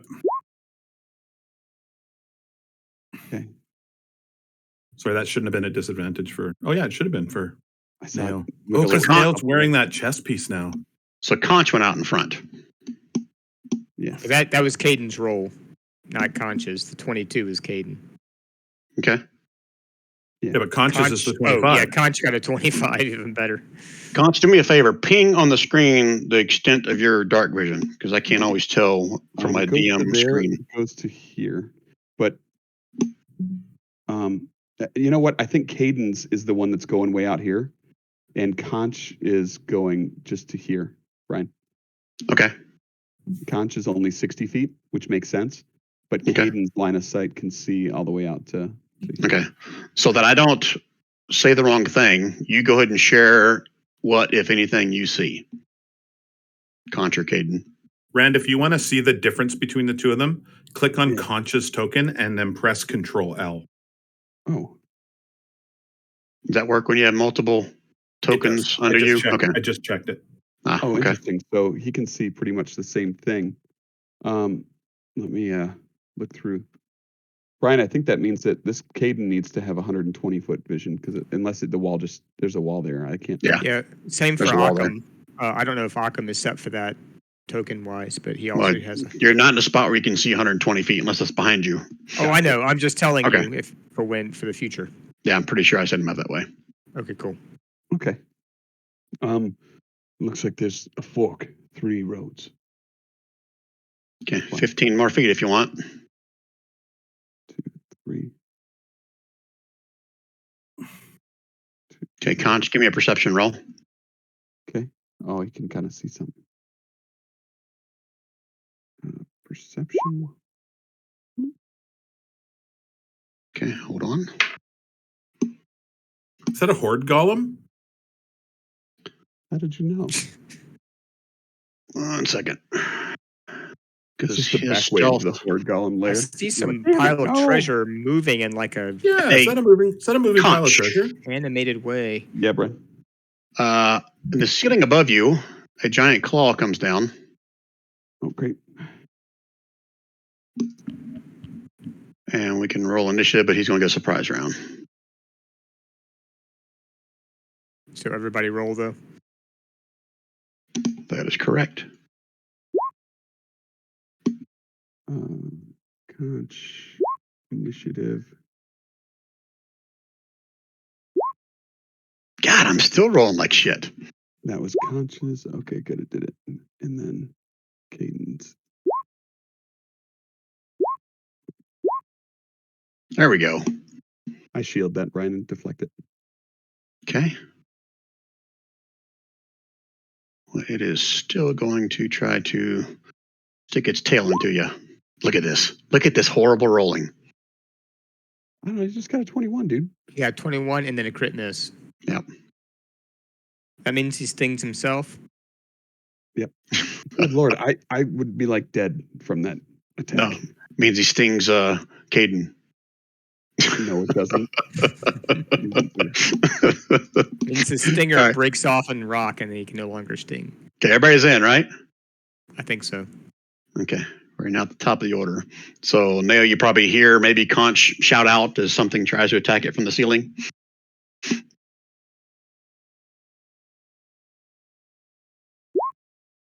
No, did you put us on mute again? High as the cave, Brian. How high is the cave? Yep. Where you're standing, or where you can see, is about 10 foot tall. So can Neo get over top of and land and be floating in the air right about here? If Diane taught me autos, Yeah, over Occam. That's fine. Yeah. Yeah. So she could end up near where Spackle is. Yeah, And I'm okay with that. And shoot that a-hole scorpion. Yeah. It's technically halfway in that corridor where it stuck out, Oh, so I'm gonna give it partial cover. Okay. From your vantage point, which is just a +2 if I recall for its AC. 14. So does What's the your roll? 14 hit it? 14 does not hit it. Okay. So the second shot, that 14 probably doesn't hit if the first one didn't too. okay. Oh, that one does. No. Oh! Can I have a hug? Okay. I So wanna that's Neo's turn, and Neo is going to send Spackle in, and Spackle is going to force empowered rend that dude.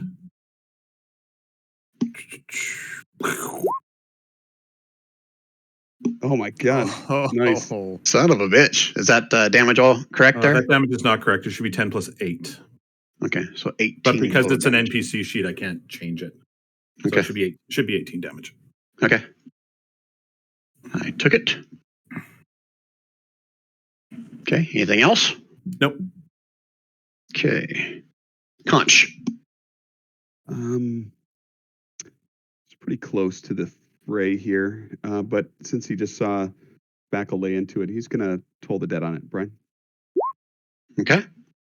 Ooh, nice. Is that a it's range taken- attack? And it's taken damage. No, it's a save attack. Ah, that's right. Wisdom. Yeah, safe.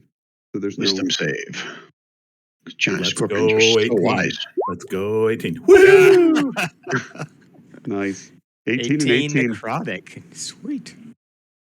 18 from Spackle, 18 from Conch. I like Damn, guys. it. It's going.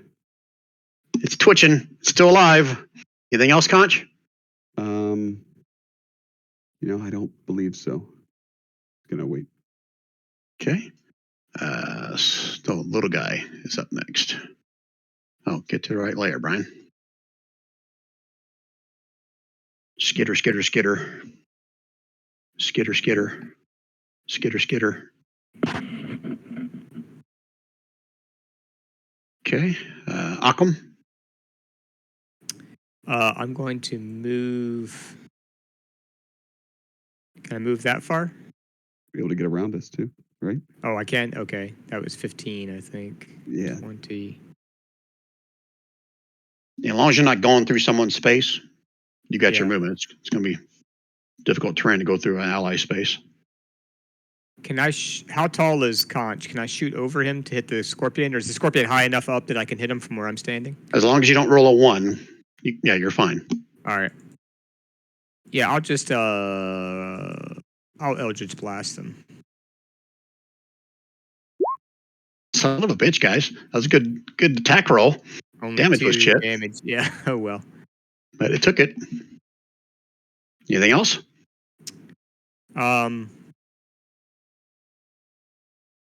Roll L. I think that. L? What's that? I'm sorry. What was it? Was it Shift L or Control L? Control L. Control. Gotcha. Let me check my bonus actions real fast. Hold on a second. Yeah, I think that's it. Okay. Big guy's up next. Ooh, it's got quite a few of you guys in here. Wisdom. What's he going to do? Yep, he's brave as well. Eeny, meeny, miny, mo. 246. Spackle. Claw! Wow. Claw! The way I'm saying, like a little kid, is accurate. Sting! Damn it, doesn't work. Oh my god. Wow. Talk about roll and roll. Good. We're not done this time. Brian, those are misses, Brian. Really? Oh, man. I thought Just so you know. Spackle's AC was shit. Just so you know. Yeah, Skitter, well, skitter. it is, but it ain't that bad. Skitter, skitter. Skitter, skitter. Skitter, skitter. Find space. We could always back out and let them come out. We got to get into the open. We got to either go north or we got to go to be able to spread out. Okay, so Claw on Spackle. I'm going to say he's flanked now. So let me roll that again. Then I'll switch him to advantage. Okay, so 22 in the first one. Okay. And I've got advantage. Hold on. On a hit, it's grappled. Okay. So it still has one more claw it can attack with. 24 for 8 plus 8. So 16 total on the second hit. So he's not going to grapple him with the second claw because he already has him grappling. He's a sting for the last one. And rolls like shit. Okay. Okay. Skitter, skitter, skitter. Still haven't seen the sting come across. And we're done. He rolled a 7 or a 10 at advantage. All right. So before Caden goes, there's one more. I guess technically I didn't need to announce that yet. So skitter, skitter, skitter. Yeah, I'll go and put him on token layer. Oh, that's a scary looking one. No likey. Me no likey. This one's crawling along the wall here. Again, that's token layer 1. Half on the wall, half on the ceiling. And I'm not seeing any of this, dude. I still haven't even seen the stinger attack. Spackle again. Oh, you get the red screen again? Oh, and there it goes. I just had to post something in order to have it appear. Okay, so this one. Claw on Spackle. Okay. And that hits. Okay, this one. Ooh, look at there. He doesn't grapple. How about that? Why doesn't this one grapple? That's stupid. Claw. And that hits. Spackle is below 0. Oh, Spackle. Hold on a second here. I can use my protection fighting style reaction to make him roll at disadvantage on that second attack. Okay. Because Go put it in chat so I can see it. Yeah, no problem. Spackle is within 5 feet of me, so. Okay. And it still hits. Still hits. Still down. My Okay. bad. So now that Spackle's down, going to continue to crawl along the ceiling. Now it's got a choice between Occam. No, it's just going for Occam with the sting. Saving the sting for you, Occam. Oh, joy. That will hit. Except, let me think. Do I want to do that? Oh, I've already used my reaction. Never mind. Yep, that will hit. Okay. Says 3 plus 8. The target creature is blinded for 1d3 hours. Because that's what DC 12 con save. Reduce the damage by half. Oh, you still do a con save for the poison damage. Con save? Okay. Yep. And also the blindness, it looks like, too. Yep. Okay. Come on, con save. Ooh, if you fail the saving throw by 5 or more, you're paralyzed. That's awesome.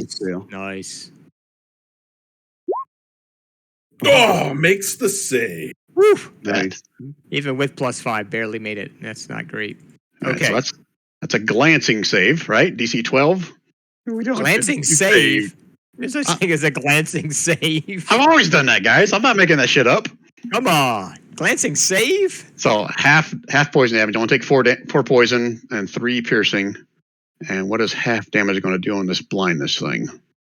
I'll say you're blind until the start of your turn. How about that? Which Okay. probably doesn't mean shit for me. All But right. that's what So, we'll say. the total damage was 7. Correct. And then I'm blind until the start of my turn. Correct. Okay. Okay. I'm going to turn Spackle sideways just to remind myself that Spackle is down. Okay, and that's its turn. Caden. Caden is going to Eldritch Blast this one. Now, is this one more than 5 feet away? It's like 10 feet away. It's on the ceiling or something. This one up here? It's within melee of you. From your vantage point where Caden is, he's going to have partial cover, but you can still strike at it. Well, I didn't. I'm wondering if would ranged attacks have disadvantage? Like, am I threatening it? Is it threatening me right now with its? Yeah, you're within melee range. Oh, okay. All right. Are you trying to ranged it? Is that what you're saying, Brian? Yeah, I was trying to range. Brian's saying that it's got partial cover, so it's going to have a 2 better AC, not disadvantage. Oh, okay. So it's just AC is increased. You don't shoot. You're not shooting it at. Yeah, but he should probably just pull out his fucking. You know what? He's going to.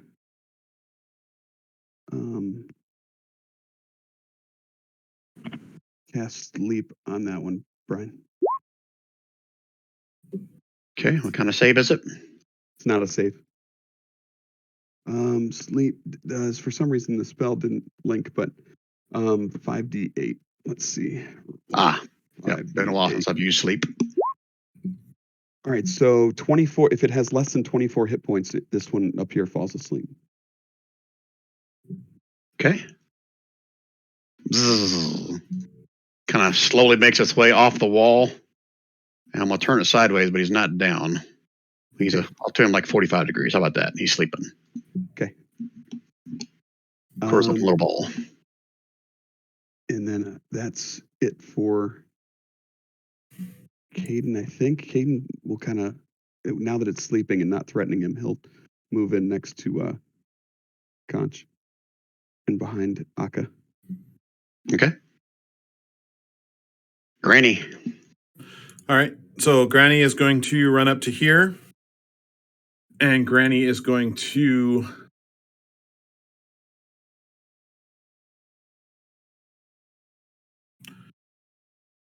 drop that fireball right there.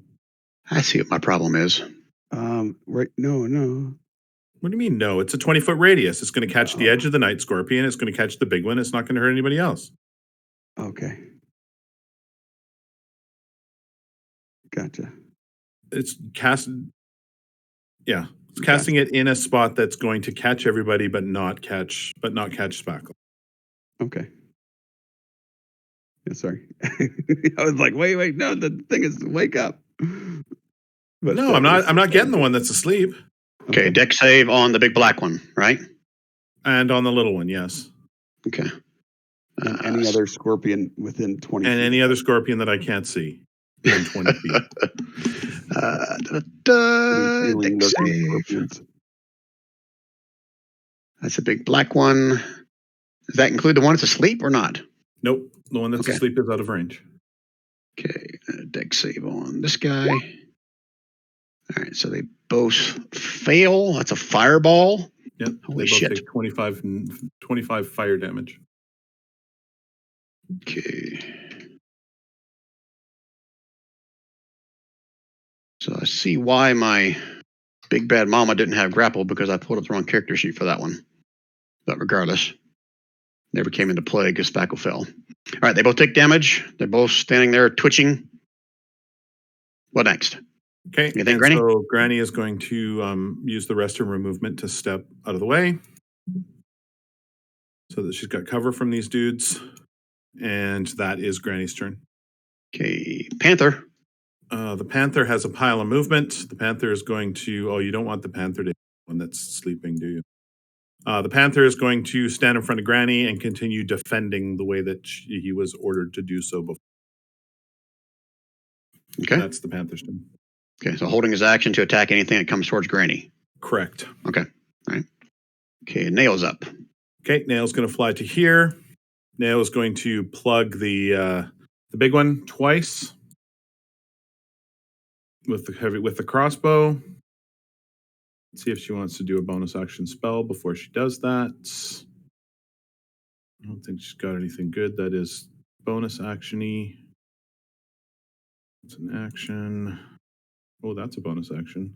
Is this the boss or not the boss, Brian? Hmm? This isn't the boss, is it? Oh, we're about to find out. About to find out. We got to kill it anyway. Or it's going to take us out. I know. It already took Spackle down. That's true. All right, so I'm going to hit. I think this one. Yes.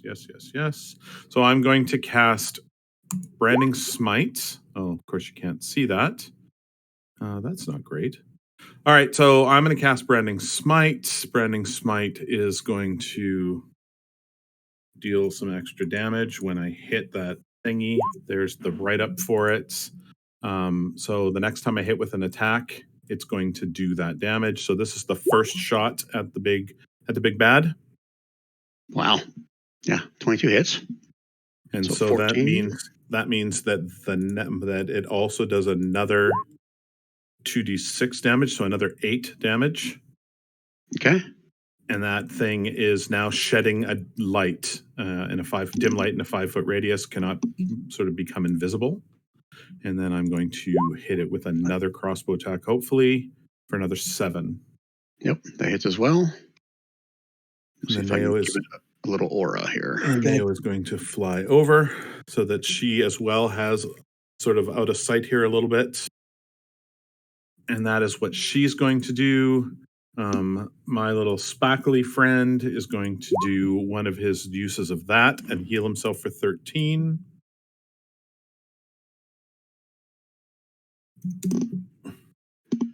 Okay. And he is going to stand up and say, "Roar."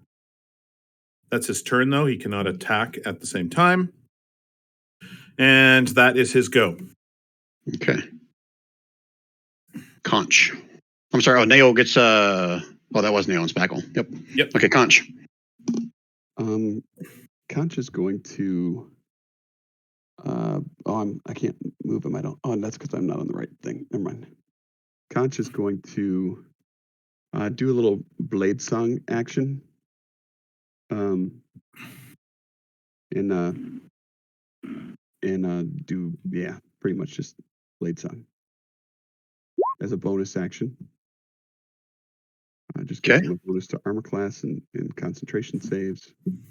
And then, gosh darn it, I guess I don't want to do that, but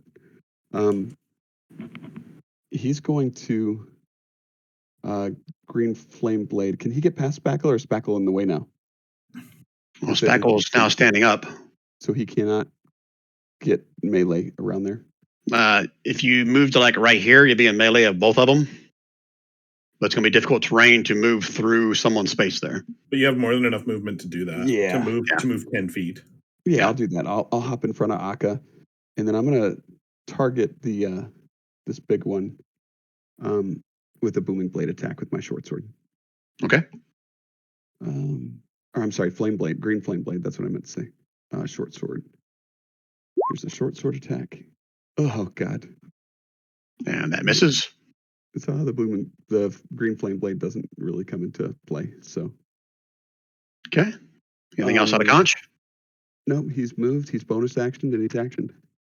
Okay. He doesn't get a second attack until next level. Okay, so skitter.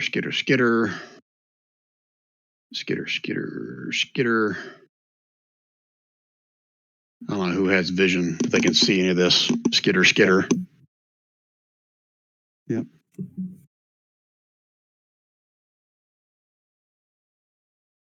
Okay. Occam. How much damage has the big one taken? It was quite a bit from Rob. Or from Neo. Let me look real quick. He is close to bloodied. If you know what that means. Yeah.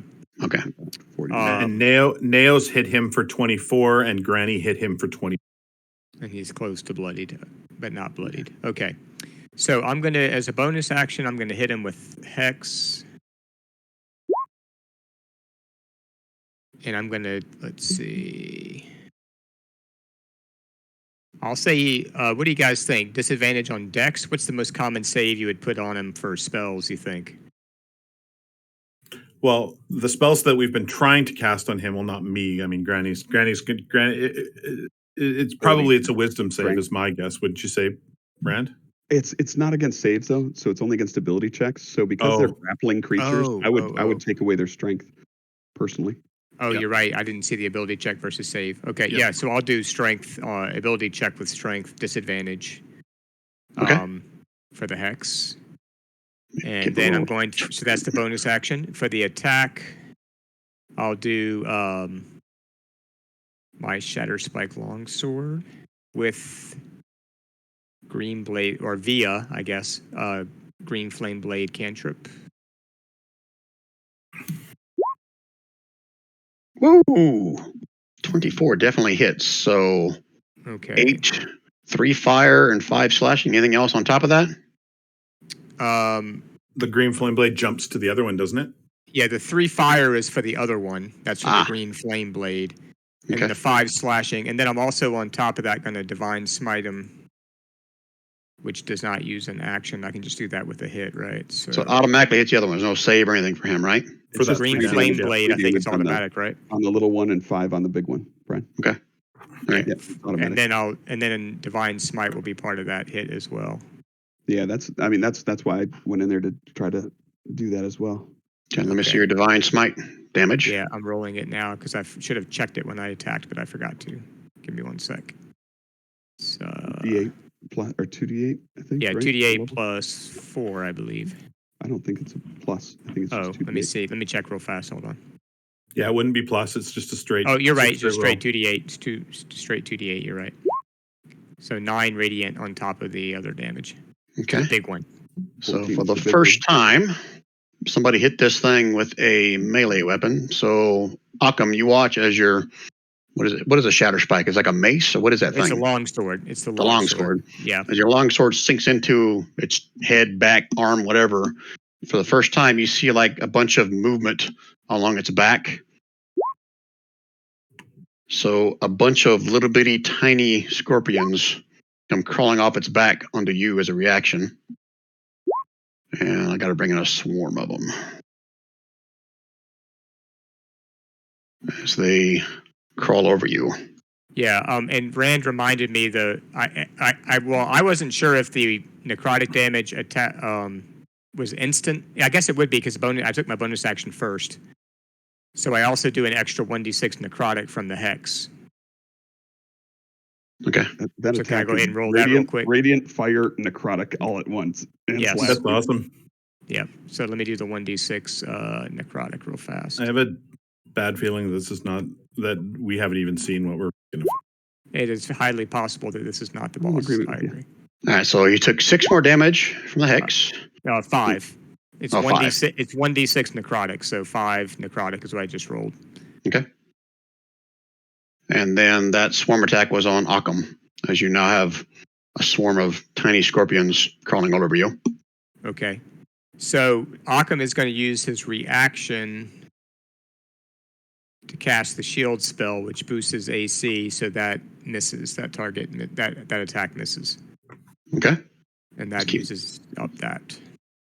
The shield keeps the swarm at bay. Yeah. So basically, I just did shield spell. Okay. So they're in your space. They're just unable to find purchase around your armor, magic armor, or whatever. Magic. Yeah. It's the magical armor. Yeah. I wouldn't even know how you figure in mana points for your character, dude. You don't All right, for a so- war. Oh yeah, you're right. For warlock, I just have basically one spell. Yeah. And then I have mana for paladin and sorcerer that I'm keeping separately. Yeah. That's how I did it. Yeah. And then, of course, I have the optional spells from the optional rules that Brian did. So I have like 4 different categories of spells I got to keep track of. Okay. Well, no, those Yeah, they- optional spells aren't spells you can cast. Like you just know them. They're prepared. They're not. Yeah, like I guess yes, you're correct that they would eat mana up, I guess. So that's just, they fall into the mana category. That's right. Yeah. Okay. Anything else out of Occam? I think that's pretty much all he can do at this point. Okay, so first things first, this guy is just asleep unless someone tries to wake him. There is no save, right? Correct. Remember that correctly. All right, so this one here is going to try to attack the main one in front of him, which is going to be Conch. So, claw. Oh, too bad it's not shouldn't be an advantage. It should be a normal attack. So 17 doesn't hit. Oh, there we go. Give me a crit hit. Yikes. So is that 7 correct? It's not. So 4 plus 8. So it should be 12 total damage, and you are grappled. Okay. And then follow up with a So sting. hold on. Hold on. Yep. He's got disadvantage on the. Oh no, What? sorry, that's the What? other one. He does now have disadvantage. Why does this one have disadvantage? I missed It's a that. disadvantage because No, it's new. because Spackle is using his deflect attack ability Okay. Now I see to it. impose disadvantage on that roll. Yeah. Okay. So I'll Yeah, do because one my more hex time. was on the black one, not that one. So yeah. I that told did you you'd be rolling a ton of crits when you were rolling shit earlier. No, none of them hit yet. No. All right, 17. So I assume that one misses. Yep. Okay. And now, thanks to the skitter from behind, token layer,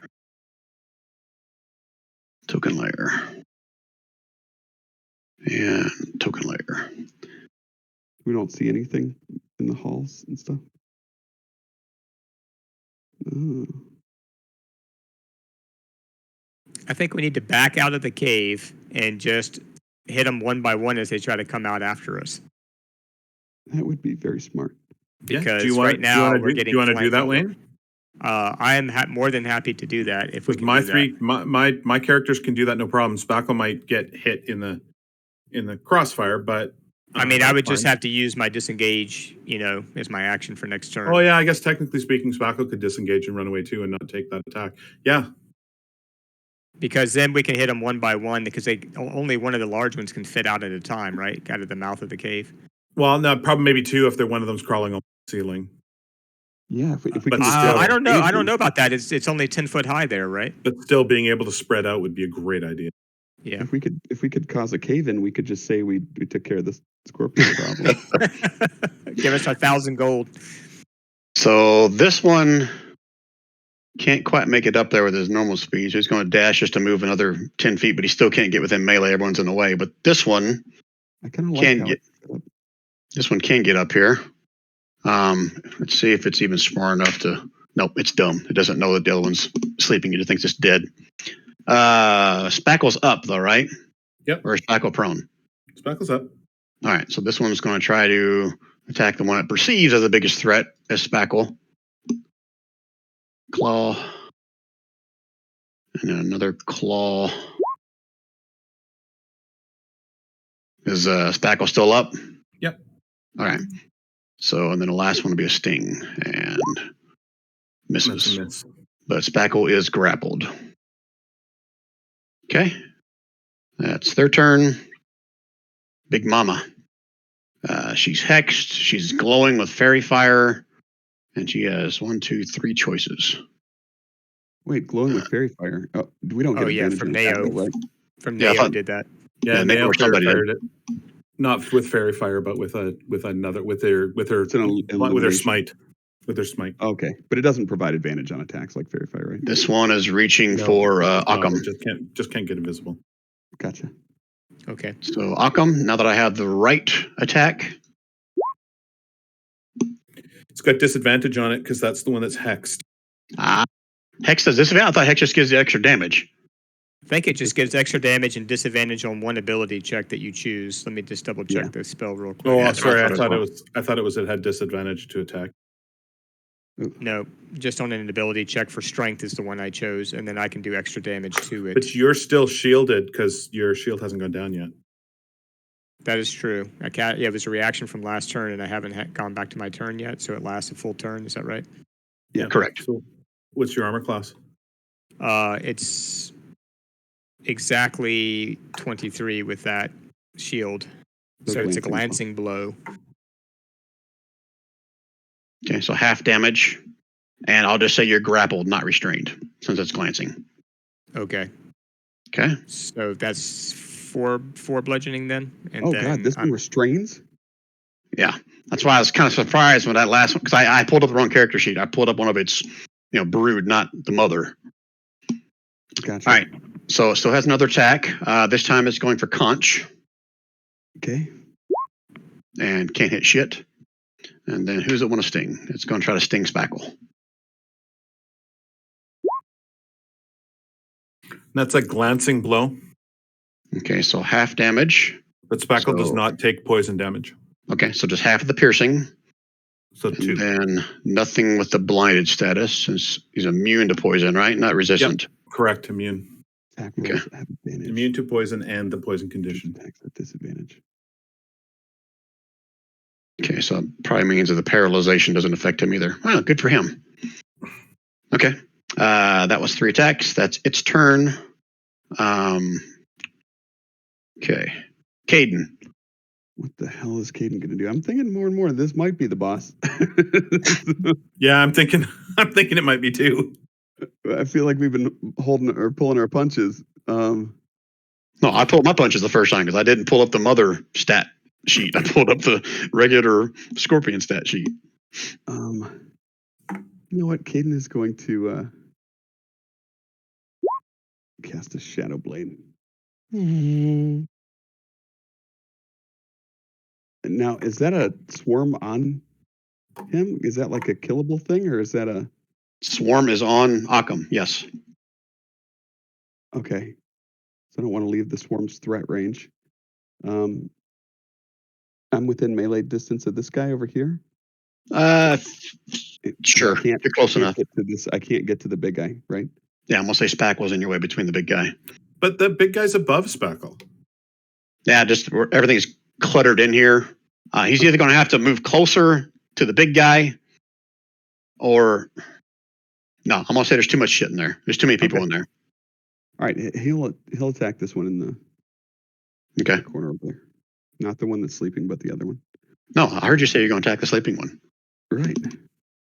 With the Shadow Blade. I assume it's kind of dark in here, Brian? Well, this one's shining light, so you can see it with the light. Okay. Oh, son of a bitch. Does that affect your spell Well, or but something? it really doesn't. It really doesn't matter because that's a 15 is what it would have done anyways. Okay, well, that's a glancing blow on these guys. For 9 psychic damage. Ooh. Okay. Which one did you hit, Rand? This Right here. this one. Oh, in the that corner, one. The only The one kid I just could came really- in. Okay. Yeah. Okay. Anything else in that description I need to be aware of, or just you hitting? Just hit him. It just does psychic damage. Okay. Okay. Anything else? No, he feels like a loser now. Okay. It was all supposed to be cool. Dark lightsaber action in blue chunks. All right. Okay, Granny. Okay, Granny's going to do exactly what Granny just did. She's dropping another one right there. Going to take all 3 of these. I don't play casters. I don't know about this mana conservation garbage. She's just... I'm going to give this one either advantage or these other guys are going to have to do for a save as well, because this one's like right in the thick of it. No way, because I could drop it right here and the radius would still go around them. I wouldn't, I don't have to get conscious. If I drop it here, sure. But if I drop it here, right there, if I drop it right there, it's not going to catch conch. Okay, roll it. I did. 32 damage, dexterity save for all 3 of them.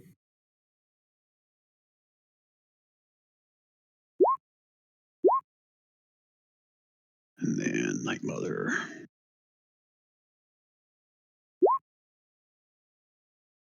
Okay, so full damage 32, on 16, 16.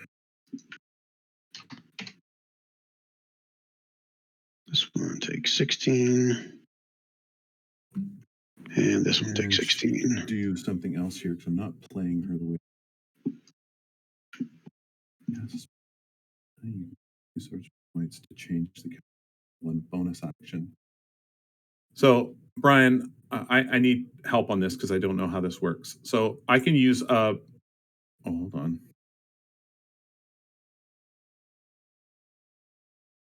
What? Oh yeah. So first, I'd need a ruling on this because I don't know. If I cast Quicken Spell, which turns the casting time for Fireball into a bonus action, I should also then be able to cast a cantrip that has a casting time of an action. Correct? I'm okay with that. Okay. I'm going to do that. I'm going to use 2 sorcery points. Doop doop. And then I'm going to, after that, I'm going to Ray of Frost the Night Mother. And miss. Yep. Okay. Okay. Anything else out of Granny? Staying put or moving back? Nope. Granny's moving back. Okay. All right. Panther's up. Panther is still on guard duty. Okay. The Panther's going to die if it gets in range. It might as well. Yeah. It might as well do it. It's only got 5 hit points and its AC is really low. It's only there to use up an attack from the other creature. That's exactly right. Okay. Neo's up. Okay, so Neo is going to pop in, and Neo is going to do exactly what Neo just did, with a crossbow on the Night Mother, Okay. and then she's going to use the guided smite again. Sorry, not the guide. It's the one it is. It's branding smite for an extra 2d6. So the first, that's nice. First attack did 23. Oh, sorry. I'll go back now. So I gave it the 13. So another 10. Another 10. Okay. And then Right. another heavy crossbow shot. Ooh. Crit for 25. That is sweet. Okay. Go ahead and describe how Yes, you killed son of a bitch. the Night Mother. Well, the Night Mother had its mouth open and was sort of and was growling in Spackle's general direction, and Neo said, in the words of Ripley from Aliens, "Get away from her, you bitch!" Nice. Poked her right in the face. And She- then Neo's Go going to ahead. pop over here again. So the mother drops to the floor.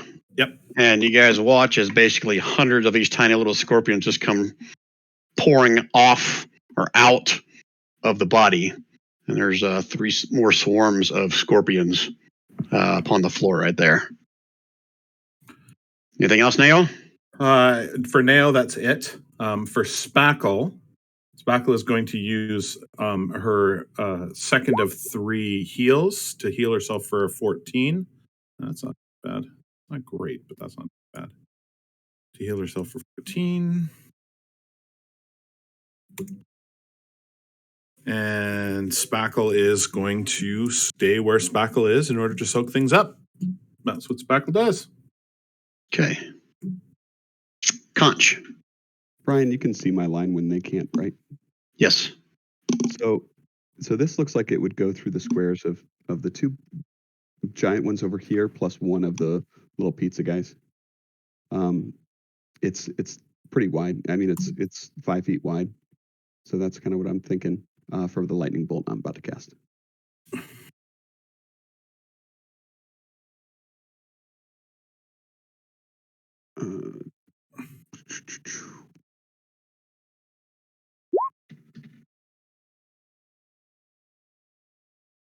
Nice. Dex saves.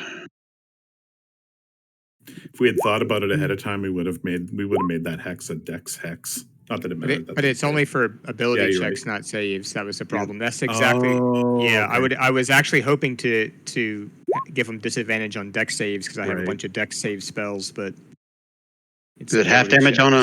on a Yeah, success? Half damage on success. All right, so this one gets It's up to you, but electrocuted that just into looked. fried scorpion. It would just be those 3. This one takes half damage. And then half damage for this swarm.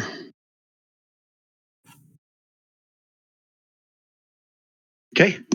Anything else, Conch?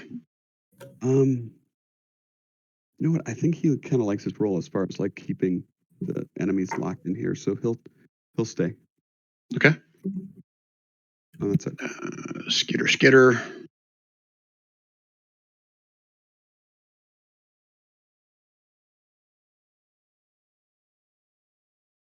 Okay, Occam. Okay, Occam looks over at Conch and kind of gives him a wink, and then he's going to do Tasha's Caustic Brew, I believe is what it's called, which is similar to Lightning Bolt. It's a 5-foot wide, 30-foot long. You see my arrow. That's so mean. So stream of acid emanates from his mouth all over the swarm and the giant scorpion behind the swarms. So I think they're all in that path that I have illustrated there. That's not very nice. Yeah, that's dex saves for those 3 swarms and the one giant scorpion behind them. Okay, do the swarms first. So we'll save 13. Yeah. Okay, so first one takes all of it. What's the damage? 2d4 acid on the start of its turn, of each of its turns. Okay. Yeah, I forgot to do their turns last time, so guess they'll come up in the next round. Okay. Remind me of that. So 1 failed, the other 2 succeeded. Is it no damage on a success or I half? think it's no damage on the success because they dodged the acid stream or Okay. whatever. Okay. And then there's the giant scorpion in the back too. That big guy, sorry. Deck save. He fails as well. Nice. Start of his turn. Okay, remind me of that when it comes to their turns. Well, there you go. It's his All turn, right. so go ahead and roll it for the damage on this guy.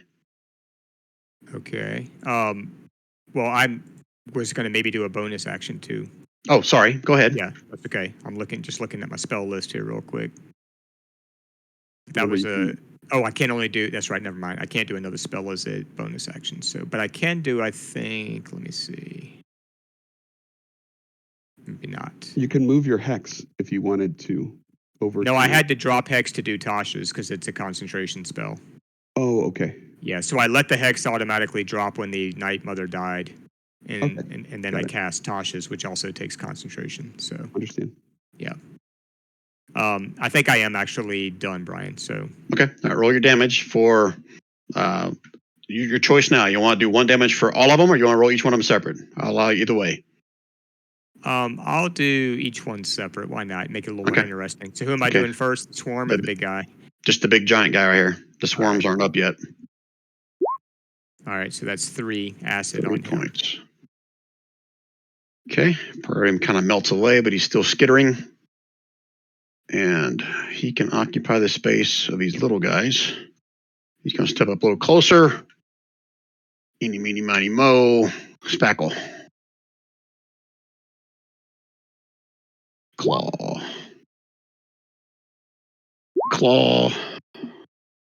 Spackle still up?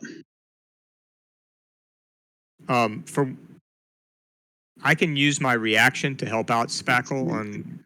Do I have to tell you before the roll? I'm not sure it actually specifies. No, you can do it after the roll. That's fine. Okay. Do both of those hit, Rob? I'm not seeing any of these attacks, man. Those did hit. Spackle is still up. Use it on this next one if it hits for more than 6. Okay. I'll wait then and see if the next one hits or not. Nope. And that's a miss. All right. Then I'll keep my reaction. Maybe I can help out Conch if he gets attacked. Okay. Next up is this one. Or actually Caden too. Anybody within 5 feet of me. Okay, this one's still stupid. Thinks his buddy's dead. Up on the ceiling. He's got a choice of Spackle or Caden. He's going after Caden. So Claw. Does that hit Caden? So I'm going to impose disadvantage on that attack. Oh, you're doing it. Okay. I'll save mine then for Conch. Okay, one more then. Does a 20 hit Caden? Not with shield. Oh, you still got shield up, or did you just cast it? He just cast it. That's Okay. his last spell slot as a warlock. Okay, all right. So he's got one more attack with his claw. 14 probably misses, and then he's got his last little sting. Yes. Okay, and the other one's asleep, and the other one's this one's dead, right? Yep. Yeah. Yeah, that one's dead. Okay. That's it for their turn. Mama's dead. Caden. With that one right there, Caden still has his Shadow Blade out. He's going to try again, hoping that it's a little bit cooler this time. A little bit. 16. That hits. 17 psychic. Holy shit. Nice. Okay. And then, yeah, I think that's it. I don't have any more Warlock spells. Okay. You might be wondering, you've seen me cast 2 Warlock spells. You've seen me cast Shadow Blade, and you've seen me cast Shield a second ago. I hate burning a shield to do that, but I just wanted to. But the sleep spell that I cast is part of his Fey Touched ability. He gets it 1 time per day. Okay. So I just wanted to make sure you guys knew. Hey, why is that Warlock cast 3 spells so far? We trust you, Rand. We trust you. I wouldn't didn't- have known, Rand. Yeah, I didn't even pick that up. So All right, well, I just you probably could have kept casting. I wouldn't have noticed anything. Like, Don't where's try. all those mana points from? that's it for me. Go back and look at my notes after the game. Okay. Granny. Okay. Third verse, same as the first. No. Okay. Granny is going to come up here. Granny is going to Chaos Bolt this one, twin the spell with Meta Magic so that another Chaos Bolt's on that one. So Okay. Chaos Bolt on the first one. And if you roll 2d8s, the Chaos Bolt jumps to another one, right? I know, it's awesome. So a 14 for the first Chaos Bolt on the one on the north. That misses. And I get to pick the damage. A 14 misses. Correct. Oh, so yeah, 15 was your target on these by guys. process of elimination, the DC is 15. Okay, and then the second one comes out at the other one. 19. Oh, that's what I wanted to see. Twin. So, twin moral of the eights. story is it's poison damage. And it twins itself again. Poison damage? Yeah. I don't think that was a smart thing to do. Well, I didn't have a choice. Is that you roll Chaos, it Chaos Bolt is random for the damage type. Does poison heal them? Oh, I hope not. No, it doesn't heal them, but Okay, it well, has that's no effect on him. But And then, well, but it leaps to another one, and you get a new roll. Yeah, I so get you a might new get a roll. different damage. So this is going to. I just got to see what the rules are for.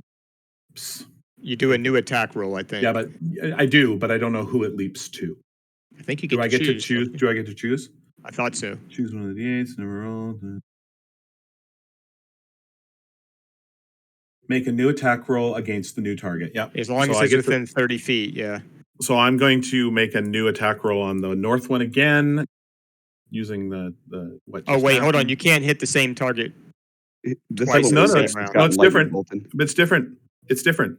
I shot this one with the first one and missed. I shot this one with the second one and hit, but of course it was poison damage. But it allowed that because I rolled damage type. I don't know if you know what we're talking about here, Brian. You see the damage type 6 or 6. Yep. I get to choose. It the randomly spell. rolls. It randomly rolls the damage type. So.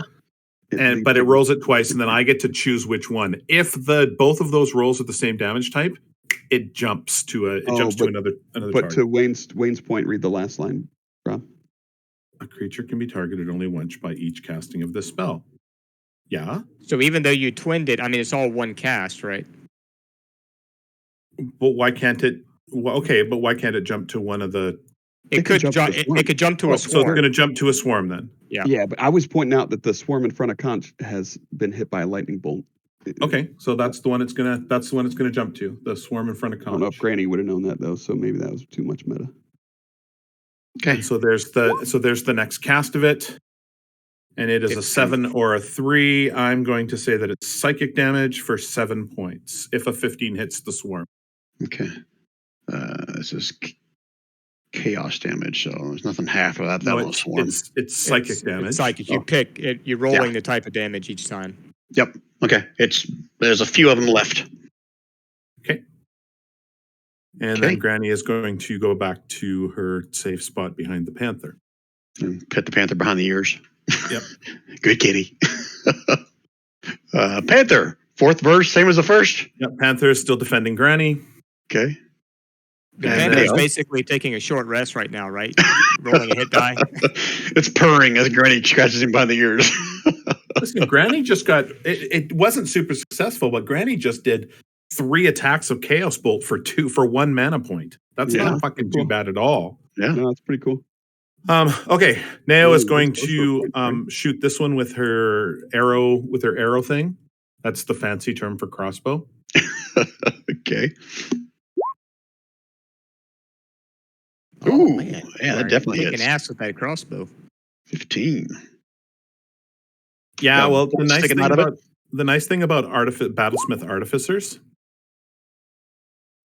is that if they're using a magic weapon, they use their intelligence as their modifier instead of dexterity. Mm. Okay. I'm assuming the second one was the same one. Second one's the same one. Yep, for another 12. Okay. So it takes all that. Holy crap! All right. So you can cast Chaos Bolt and still shoot twice. That was No, just- that's Nao. different characters. Oh, sorry. That's why I got confused. My fault. All right. So this one is like barely standing. It's only got like 3 of its 6 legs still moving, but it's still alive, barely. Okay. I think that Conch, or I mean not conch, but spackle. I think Spackle is going to jump on top of it. It gets advantage on anything of this. It's going to do a Spackle grapple. I like that. I'm going to do it again just because I can, but it rolled a 24, contested by the target's athletics or acrobatics. Hmm.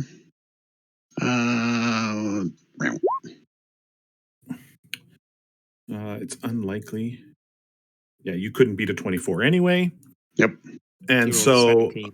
this one here has been grabbed onto by Spackle. Spackle has grabbed it and is shaking it vigorously. So it's grappled, right? Is that the term we're looking at? It is grappled. Okay. I'll give it one of these tokens. Okay. You grapple me, I grapple you, mofo. Okay. Anything else out of Nao or Spackle? Nope, they're done. Okay. Conch. Conch will go back to using his sword with the green flame blade against this one right in front of him. Okay. And hoping it to spread to the Big guy or swarm? big guy. He's going to hit So- the swarm first. Yeah. Okay. So here's the short sword. Come on, no whammies. Woohoo! There we go.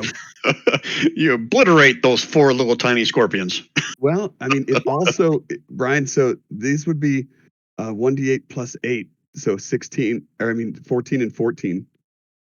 For what? The fire. Well, is the fire considered a crit on a magic spell or no? It's. I always say it's max base damage. So whatever the base damage of your weapon or spell is, it's max that. But the base, he wants to know if the base of The the green flame the base of the blade. green flame blade is If the Is green max flame as blade well. does 1d8, for example, right? But if I announce that I'm casting that spell, when we're doing it, that's attack? It's normally part of the spell. Does Sure. it amplify I'll the allow it. damage of the fire? I'll allow it. That's fine. They both take 14 more damage. Yeah, 14 more damage. Okay. Isn't it also sorry, I was just reading. Oh, never mind. Okay. Cool. That worked out better than I expected. So big guy sizzles into scorpion bacon. That was Wait, pretty you're good. 5th level, right? Yeah. Shouldn't your spellcasting ability modifier be added to your fire damage for the? It is, but not for the first one. It always only works on the second one. Okay, all right. That's So fine. it's just that when you hit 5th level, it does D8 plus your ability modifier on the second one and D8 on the first one. So that's why I have it set up. The left is like I your primary understand. spell, Okay, yeah, I see and it the right now. I is see the your- difference is now. your Okay, secondary. yeah, gotcha. Anything else out of Conch? Nope, he's gonna stay right there. Okay. Swarms. All right, so one of them's taking 2d4 acid damage. I don't know which one you had pegged that failed the save. It was that one. It was the top one that failed its save. That's the one that you damaged before, I thought. This one right here, right? You never told me, and you didn't put a marker on it, so I don't know which one failed the save, to be honest. Well, let me look at all their hit points. Yeah, if the top one hasn't taken any, the top one. Yeah, this is the only one that took any damage. Okay. So I'm pretty sure that's the one that I had targeted with it. Okay, so that's already dead. Okay. Oh, I didn't Alright. think he went yet. Well, they take the acid damage on their turn At the start of their turn. Okay. at the start of their turn, and so one of them was due some acid damage, and I didn't know which swarm it was, but I guess it was the one that just got killed. So Yeah, I'm pretty sure it was that one right there anyway. okay, All right, so there's one swarm around you, Occam. okay. So I don't think they have advantage or anything when they're on you. Let me just double check. No, they just normally get an attack, and they are still fully there. No one's hit that one yet, ironically enough. I didn't even know there was one there. So there's a fourth one. Is that what you're saying? Yeah, right on top of you. You're covered in one. That's whenever you hit the big mama, Oh, and I then see. they swarmed off her back onto you. Yeah, okay. I didn't even see the token. Okay. I know, it's getting kind of a big clusterfuck here in the middle here. All right, so swarm on you. Probably doesn't hit shit. Yeah, that misses. Okay, so this swarm is going to go ahead and move over on Caden. Would that swarm that was on me also have had to make a dex save for the acid when I was shooting acid out of me? Oh, sure. I'll have them do one real quick. Okay. Since it's still Where's their my turn, swarms? right? Yeah. I got to look back at what the DC Okay. was 13, I think. They rolled a 21, so they're fine. They made it. They made it. All right, Okay. let's do the one on Caden first. Okay. Dang it. Quit closing it, Brian. That one hasn't taken damage yet. And they can't do damage either. And then the other one is going to be on top of Spackle. And that one hasn't taken damage. But Spackle takes no poison. Oh, Yay! You stole my thunder on that one, Brian. I'm sorry. Rewind. I didn't say that. All right. That's Occam. why I was excited to be fighting scorpions. That's why the only reason I spent Spackle in first. I'm sorry, man. I didn't mean to steal your thunder. No, it was good. I got thunder. It was all thundery. Okay. Okay, Occam.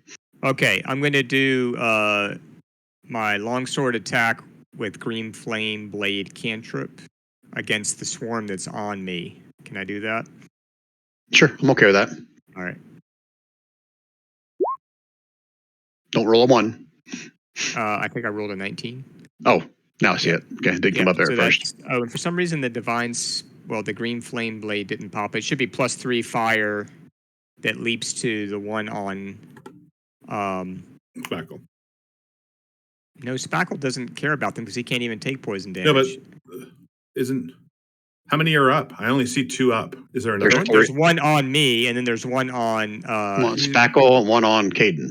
Oh, Yeah, sorry. so- I thought the one yeah. that was on Caden was the one that was on Spackle. Sorry. No, there's 3 still left. So I'm Okay. going to... The 3 fire is going to be the flame jumping to the one on Caden. The one on Caden? Yeah. Okay, so 3 Plus fire. the 5 slashing that the one on me took. Okay. And I had divine... Meta-wise, swarms take half damage from bludgeoning, slashing, or piercing. Okay, but I did have divine smite that I checked, but for some reason didn't roll. I don't know why. So let me see if I can roll it now. Will it roll? No, I'll but just roll it. Yeah, there you go. And that is just a spell slot, so I'll just roll that. So that's on the one that's on you? Yeah, that's on the one on me that I hit with the slashing damage. Okay. Yeah, Oh, there it is. 14 radiant. Yeah, so more of the scorpions drop to the floor, but there's still a few of them crawling on you. Okay, so I guess it was 5 slashing, 14 radiant for that swarm, and then 3 for the other one. Yep, cool. Yep, I got it. Alrighty. Since we're all clustered in here, keep track of your HP, so I don't accidentally click on you and take it off as I'm taking off the bad guys. Brian, you just killed me. No, that counts. Okay. Okay, anything else out of Occam? Blah, blah, blah, blah. Yeah, I'm just checking. Hold on. red screen. Ooh, that's tempting to do. How many mana do I have left? Hell yeah, I'll do that shit. All right, I'm also going to do as a bonus action Wrathful Smite. I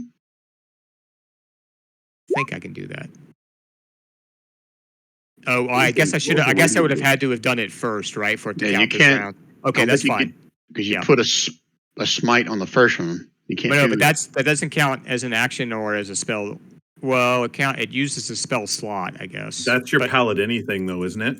Yeah, that's my paladin ability. How many mana points does your guy have? He had 6 at the beginning, but remember, I have Warlock spells So as the well way- as Paladin yeah. Sorcerer spells. All Plus right, I so have this- cantrips. So. That makes sense. This is more of a question as an observation. I thought even with Smite, you only get 1 per attack.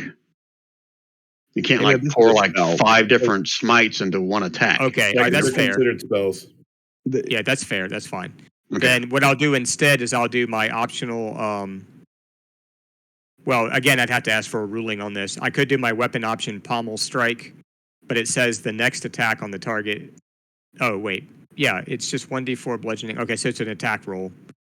It looks That's like a bonus action, right? it's a bonus action. Yeah. Oh yeah, that's great. That's a great. That's Yeah.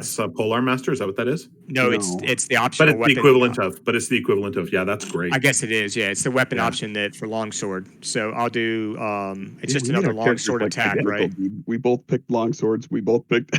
I know. Yeah. So that's just another longsword attack, correct? If I'm not mistaken, and then it gets different damage because it's the pommel. Correct. Okay.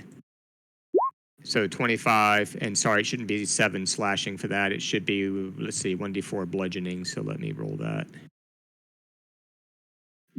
So 4 bludgeoning, and then the next attack on that target, the swarm that's on me, will be taken with advantage. The next attack by the swarm? No, the is what next you meant? attack on the swarm. Oh, on the swarm. Okay. By someone else will be with advantage. Okay. All right. That'll come in handy if someone rolls a 1 when they're trying to attack it while it's on you. Yep. All right. I have 1 big bad scorpion left. It's got Spackle or Occam. Wait, where is it? Oh, that one. And it's also got Caden.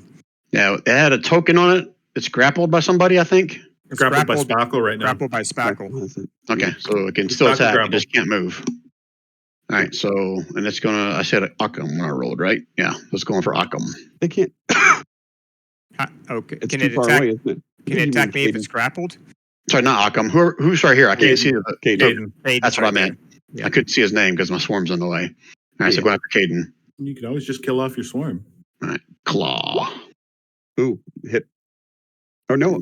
Yeah, that is a hit. Wrong character. No. Have I? Oh, I might have used it already. I can I'm use scared of my I can use my 40-10. reaction for that. Yeah, I used mine already, but I think he could probably manage the 3 damage. I can do that my reaction if you want me to, Ran, which is fighting style protection, which gives him disadvantage on his attack. I feel like it would be really meta, but at this point, you should know that the sting is probably the most dangerous thing. Yeah, I agree. All right, I'll hold it then. So you'll take that damage. All right, so Spackle has a hold of the scorpion. The scorpion has a hold of Caden. Yeah. Got a centipede thing going on here. All right, so it's already grappled, but still going to try to claw you with its other claw. Miss. And then here comes the sting. And this So is all you're- against Caden. Yeah. Yep. So you're going to oppose disadvantage on this attack? He You want doesn't me- have to tell you ahead of time. You told him before that he didn't have to. Oh, that's right. I have to go back and read that. I just pulled that out of my ass. I don't know if that's really a thing or not. I'm assuming you're going to use it, right? Yeah, I am now. Yeah. Okay. So one more time. Left And he hand. misses. Woohoo. All right. Well played. Okay. And that was my reaction. You see that 4d10 damage? Yeah, that can 40 kill 10 anyone points of Yeah. damage is instantly? nasty. I don't think I've hit once with that. No, you haven't. Well, Okay. you did on Spackle, but Spackle said. That's right. What Okay. squeaky stuff going through my gears? Okay, Mama's dead. Caden, you're up. Caden still has that Shadow Blade out. He's still threatened on melee, so he'll use the Shadow Blade again. Ooh. I like Okay. that for a weapon. And you watch as it goes limp in Spackle's grip. Nice. And it lets go of me. That's correct. All right. Trying to, I normally I have that weapon option longsword too for bonus actions, but I think when I casted the, now I know why I didn't take Shadow Blade, but oh well, still kind of fun. So I don't think I can bash with the pummel of the Shadow Blade, can I, Brian? What are you trying to do? The weapon option longsword, same thing as what No, if you got Packet of Blade, I mean, that'd be silly. Why would you not be able to go ahead and use your... This is a spell. This is not my long sword. This is not my packed weapon. But This is a spell blade. You know, I don't know that I can. No. I'm just asking. I'm going to allow it. Oh, okay. Bunk. Didn't do shit. Anyways. But thanks. You almost got him. So another good question is, I noticed, do you add your normal attack modifier to that one or no? To your pommel attack? Yes, you do. Okay. Yeah. Oh, I'm sorry. I can't speak for that option. As a polearm master lets you do that. Yeah, that's what I knew polearm did, but I didn't, which is how I set it up. But what does the thing say anything about adding it? I'll post it really quick. It doesn't say. It just says this attack deals 1d4 bludgeoning damage and grants advantage on the next attack against the target. And this would be against the swarm that's on top of me. I'm going to go ahead and say it's just like 2-weapon fighting. You should be able to add your attack modifier. You just can't add it to the damage. You mean so to hit would have your attack modifier, but not to damage? Correct. Okay, so that would just do 3 instead of. If it had hit. Correct. Yeah. Correct, but it does not hit. I'll change that. I think that's fair, and that also again makes pole arm master a feat worth taking. So I think that's actually a good ruling, Brian. Okay. All right. Anything else out of Caden? Nope, that's it. Okay, Granny. Okay, Granny's going to step forward. Granny is going to. There's three of these swarms left, right? Correct. I just can't see the one that's underneath Spackle. Yeah, one's on yeah, go ahead. So Granny's going to hit the one that's on top of Caden, and she's going to twin the spell and then hit with the second one, the one that's on top of Occam. She's casting Ray of Frost. Assuming the first one didn't hit. I don't know if the second one did. Second one does, and you watch as a bunch of frozen spiders or frozen scorpions fall off of Occam. Okay. Nice. Thanks, bro. Or sorry, Granny. Thanks, Granny. It's all right, Sonny. I could be your bro. And then she moves back over. Okay, we just skip right past Panther, or is Panther going to get in the action? No. Panther's quite happy. Okay. Granny pets in between turns. It's nice. Okay. It's really nice. It's quite heartwarming, actually. It is. I imagine at this point the cat's probably on its back, letting it rub her belly. Exactly right. That's exactly right. With both of its legs in the air, just going. Yeah, it doesn't even know there's a battle going on at this point. All right, so Nao is going to shoot at the swarm that is on top of Spackle first. It will be coming through shortly. Oh, no, it won't be. Let's try that. No, that's... don't click on the equipment. Click on the actual attack. 20 does hit, obviously, for half of that damage. Even though it's magic? Let me go read it again. All swarms, I think, it's half damage. Let me look at it again. Yeah, it just says resistance is bludgeoning, piercing, slashing. Doesn't say anything about magical only or non-magical. Okay. And so she is going to for half 12. Okay, so it takes a little bit more damage. There's still a few of them left. And she's going to stay there. Spackle, on the other hand, is going to chew on the one that's near him.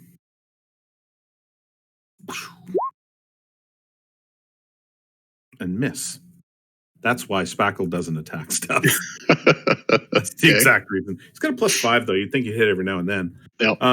Okay, and that is what he's doing. And he's going to shake. He's going to shake vigorously, Brian, to try to shake those things off him. It's not going to work, but he's going to do it anyway. Shake, shake, shake. Okay. That's his turn. Conch. While he's shaking, I'm going to try to stab that swarm with a short sword. And green flame blade it. Okay. 18 hits. Ooh. All right, so only 5 fire, so 11 to that swarm, and it would do 12 to the one that's on Caden. So it's on Caden. Wait, hold on. I'm confused. So you do 6 piercing, but the fire is on the swarm next to it, not on the one No. he hit. Now that he's level 5, the first fire is on the one he hit. Oh, it's the the level second 5. fire, Oh, it's yeah. a level 5 effect. Okay, sorry. And So that is an it- automatic. That's Yeah. an automatic jump to the other guy. There's no save or anything, right? Just making sure. Yep, as long as it's within 5 feet of the enemy. So Rand, that's 11 on the one that was on Spackle and 12 that was on the one that's on Caden. Yep. Yeah. Nice. Oh, that's a great spell when you get to 5th level, man. The ones on Spackle kind of all sizzle, drop to the floor. And Occam, you have a bunch of flaming scorpions. Not Occam, that's Caden. Caden, you have a bunch of flaming scorpions kind of crawling on you, but there's still a few of them left. Oh, okay. That's it for Conch. Okay. My last swarm. Come on, do something dramatic. Caden, come on, let's kill him. Kills everybody in the whirlwind scorpion poison attack. Ah! Maybe it wakes up the sleepy one. All of a sudden, it's now gigantic. The death of this one might have woken up the one behind it. Okay, Occam. I guess I'll take a swipe at the swarm that's on Caden. With, I'll just do longsword. Come on, where's the one when you need it? Come on. Oh, man. So close. So 3 fire and half the slashing. So that's gonna be The 5 fire total. is, sorry, I had green flame blade No checked. fire. I didn't fire. need to because there's nobody else for it to jump to, I don't think so. So it's just the slashing. Yeah, just right? 5 slashing. That's All right. right. You knock a couple of them off of them. There's still a couple left. All right, and as a bonus action, I'll try to pummel strike as well. The same swarm. Okay. 14, does that hit? That still hits for half All right. damage. It's a 1d4 bludgeoning, though. Let me roll it separately. Oh. I gotta make a separate thing for that. I Yep. keep forgetting to do it. So 3 bludgeoning is what I rolled. Okay, so half of that. 1. That's what I did. So you knock another one off of him. Is that it for Occam? Yeah, I think that's it for right now. Okay, they're dead. She's dead. Caden, you got a couple left on you. And we still got the sleeping guy. Yep, you do. All right, Caden is going to toll the dead on the ones that are on him. For 12 necrotic if they fail their DC 15 wisdom save. 15 wisdom. Ooh, look how smart they are. Oh, 15, and they all drop dead at your feet. Sweet. Anything else, Caden? You're level 4. I think that's it, isn't it?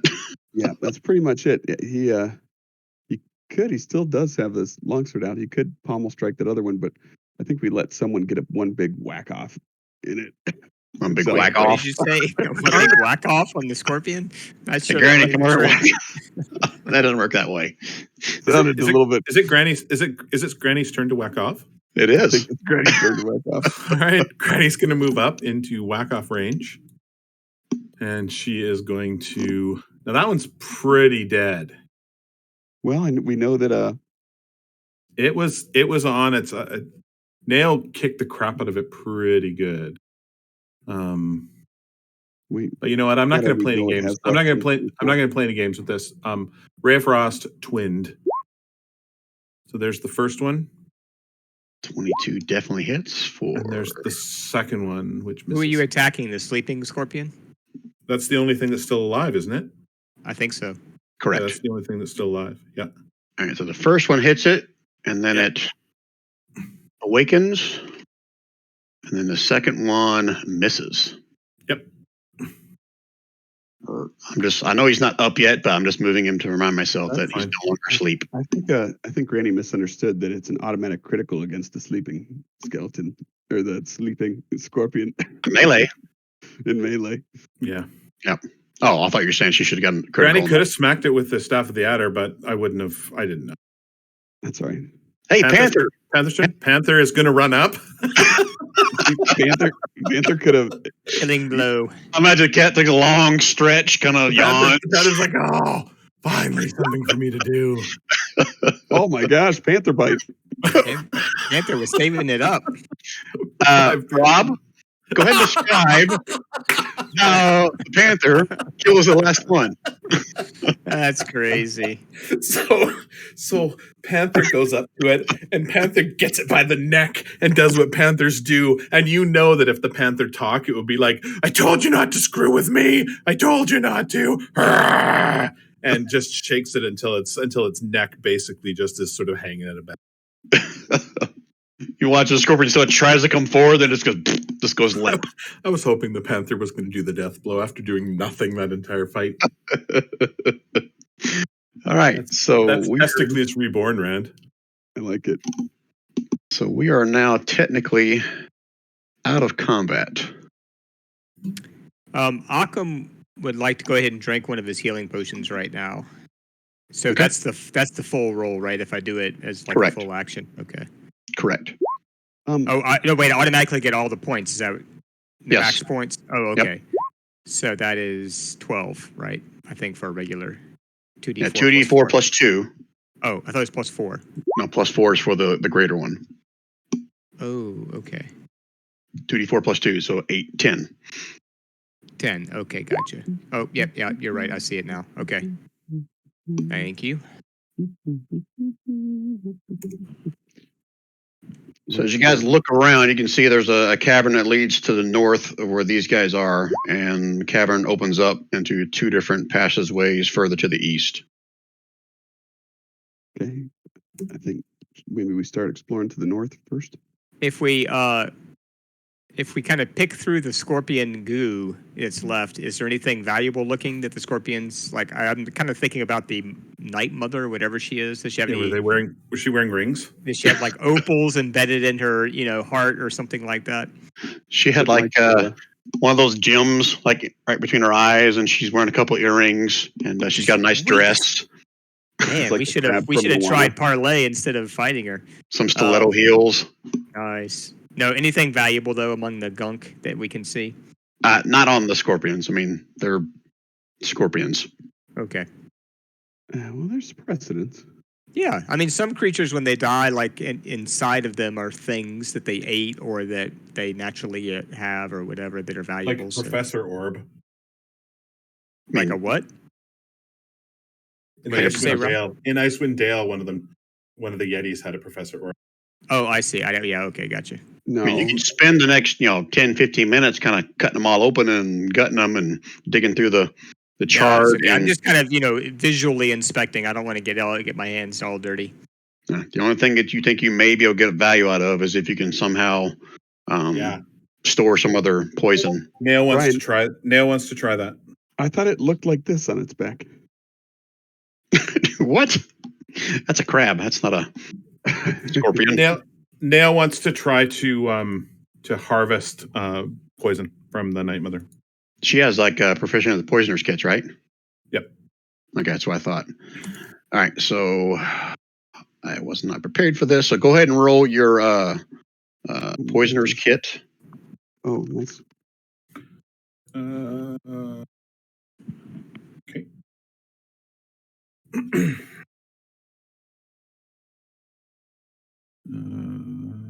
Have the kit on her. I've got the proficiency on her kit. She can make the kit, but I'm gonna roll the alchemist. I'm gonna roll the alchemist one. And what stat do you want me to use for it, Brian? Nature? Well, it's going to be one of your basic ones. You're not using a skill, right? It's just doesn't just use your dex strength. Right. What I'm saying though is it int. Nature is int. That's why I said nature. I was originally going to say wisdom, but your choice. I'm okay with that. Okay. With guidance of 25. Wow, that's really good.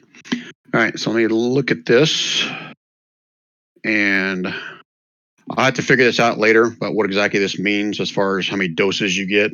But yeah, you're able to salvage some of this poison, what's left in her stinger. So let me just put back in chat here what it did. So we'll have that for a reference for me to figure out. Paralysis and blindness and all sorts of awful. Yeah, it was nasty. Yeah, blindness was not nice. Yeah, like con we save broke a lot versus of luck on this blinded. one. And if they fail by 5 or more, they're also paralyzed while poisoned. We got super lucky on her. She could have wiped our party if she'd hit. All she would have had to hit with it was Paralyzed. two or three times, and paralyzed one of us, and would have been difficult for the rest of us at that point. Yeah, and the first time I attacked with the regular night scorpions, not the mother, which didn't have this. So, Oh, gotcha.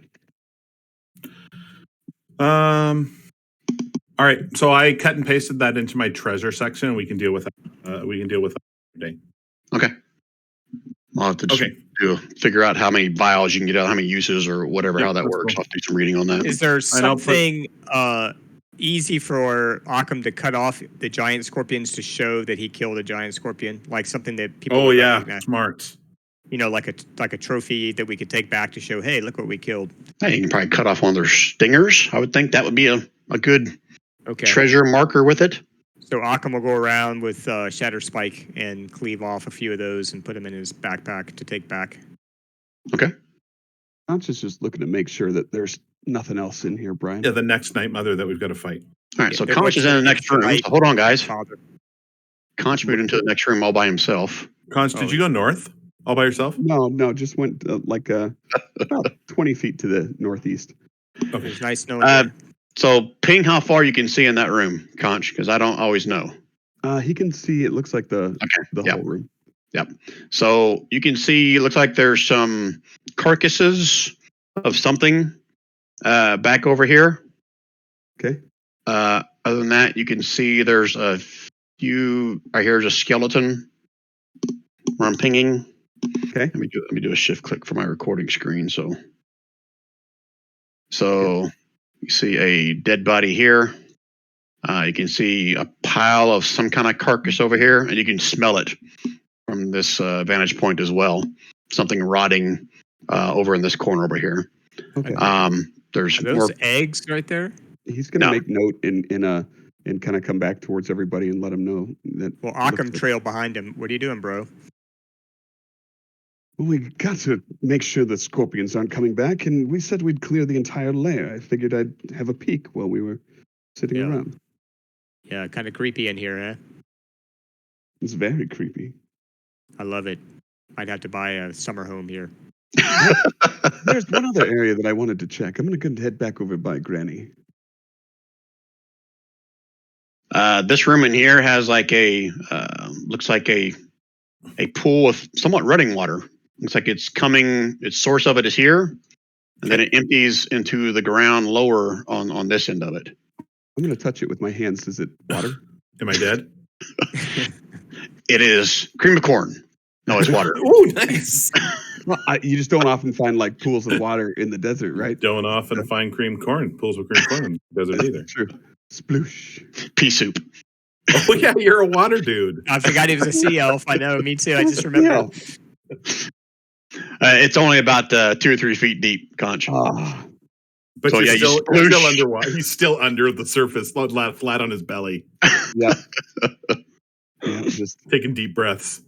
Cat's taking a wide berth. Is there anything away to from find? Is there anything to find in this room, Brian? he's gonna kind of look around, Brian, making sure there's. What about over here where it exits, or is that the entrance of the water? That's where the water's coming in from several little small holes in the wall. Oh, so nothing that Conch could go through. Conch, you can spend like 5-10 minutes in here, search around the water. You can breathe and see underwater. There's nothing of any kind of value in here. You can see there's a few like scattered bones and stuff, like maybe some leftovers from something they ate. I figured like just after being out in like a desert terrain and stuff, it would be nice to be in an underwater cave. Did we already check these eggs that we saw in the other room? There's no eggs. It looks like eggs, but they're stones, I think. Oh, okay. If any of you guys are proficient in nature, you know that scorpions don't lay eggs. They give birth to live scorpions. I don't know. These look just like eggs, though. Tell me I'm wrong. Well, that might have been eggs in this original map, but I'm saying they're not. They're Oh, boulders. okay. Gotcha. All right. Did you want to search the room with all of the rotting stuff? Because there might be a dead adventurer this in is the room with the rotting stuff. Up here. I would tell everybody. Is this a ledge that looks down on that room up here, Brian, where Occam is? Where is On Occam? the corner. Correct. that- Yeah. So it may look weird on your map, but this is like a crawl space where you just walk by Cool. of where they can crawl through. And the same thing up here is a crawl space where they can fit through there, get to the lower section. Okay, where's all the magic weapons at, Brian? All right. As you look closer to this mass of rotting flesh over here, you can see there are dozens of tiny little scorpions kind of moving in and around all of the carcass here, obviously feeding on it. Okay. We need to take off and nuke that from orbit. And this is a pretty big mound of, looks like maybe parts of camel, parts of some kind of horse, cow, something. I mean, it's just all big pile of it here. But If I hit that with a firebolt, would it ignite? would it Is it- ignite? Is it flammable due to the gases of the rotting corpse or anything like that? No, it's not going to explode in like that. It probably won't even catch on fire. It's just like rotted flesh. I was kind of hoping to burn the baby scorpions out. I'm not going to make you guys roll for it. You guys can take 10, 15 minutes and either start picking them out or individual little killing them all. But you can basically squash or kill every little. Spackle goes in and sort of picks him off with his teeth and just shakes his head and throws it off to the side against the wall. Right. Malcolm is just stomping on him with his big metal shod boots. Yeah. Right. Yeah. These are smaller than what's the swarm were that went after you. These are like, if you guess, they're like freshly born scorpions feeding on this. Pre-swarm. So once you kill all the scorpions or kind of pick through all of them, you can start digging through this and you'll see there are some human skeletons in here as well. And there is going to be some loot. Oh, yeah. Yeah. We'll pull the loot out. Okay, so here's where I got to ask. So in Discord chat, I asked you guys, you want pre-roll or if you wanted to roll. Some of you guys said pre-roll. Some of you guys said, I want to roll. I want to roll. Pre-rollers were here. Yeah, exactly. There's not a single person that said pre-roll. I said pre-roll. I said did you? pre-roll. I'm a roller. I'm a But roller. if you guys want to roll, we'll roll. I'm fine with that. I like to know. Hold on. Like I said, Yeah. if you don't want to roll, that's fine. I've got a pre-rolled set already rolled. If you want to roll, we can disregard that and you can roll whatever you want. I just think that rolling. How good did you roll, Brian? I'm not going to tell you that. Come on, Brian. But it's all or nothing, or is it individual? It's all legendary items. That's all. Can we gotcha. can we Couple artifacts. roll? No, and I then mean, does the whole party have to roll, or does Every person, every character gets one roll. if we roll? Right. And if we don't roll, can an individual just pick off your list, or you roll for us and tell us what we got? I've got 5 items on my list. So if the first person doesn't want to roll, they'll take the first item. If the first person is going to roll, then I take that first item off the list and I move on to the next one. That's how this is going to work. I see. Whatever Randon and Rob want to do, I'm cool with. You go in order of crap. I already got rid of turn order, didn't I? Yeah, we can do turn order. You guys can decide. I don't care. What do you guys want to do? I don't care. It doesn't matter. Because you don't care, Wayne. Elderly first. Because you don't care, Wayne.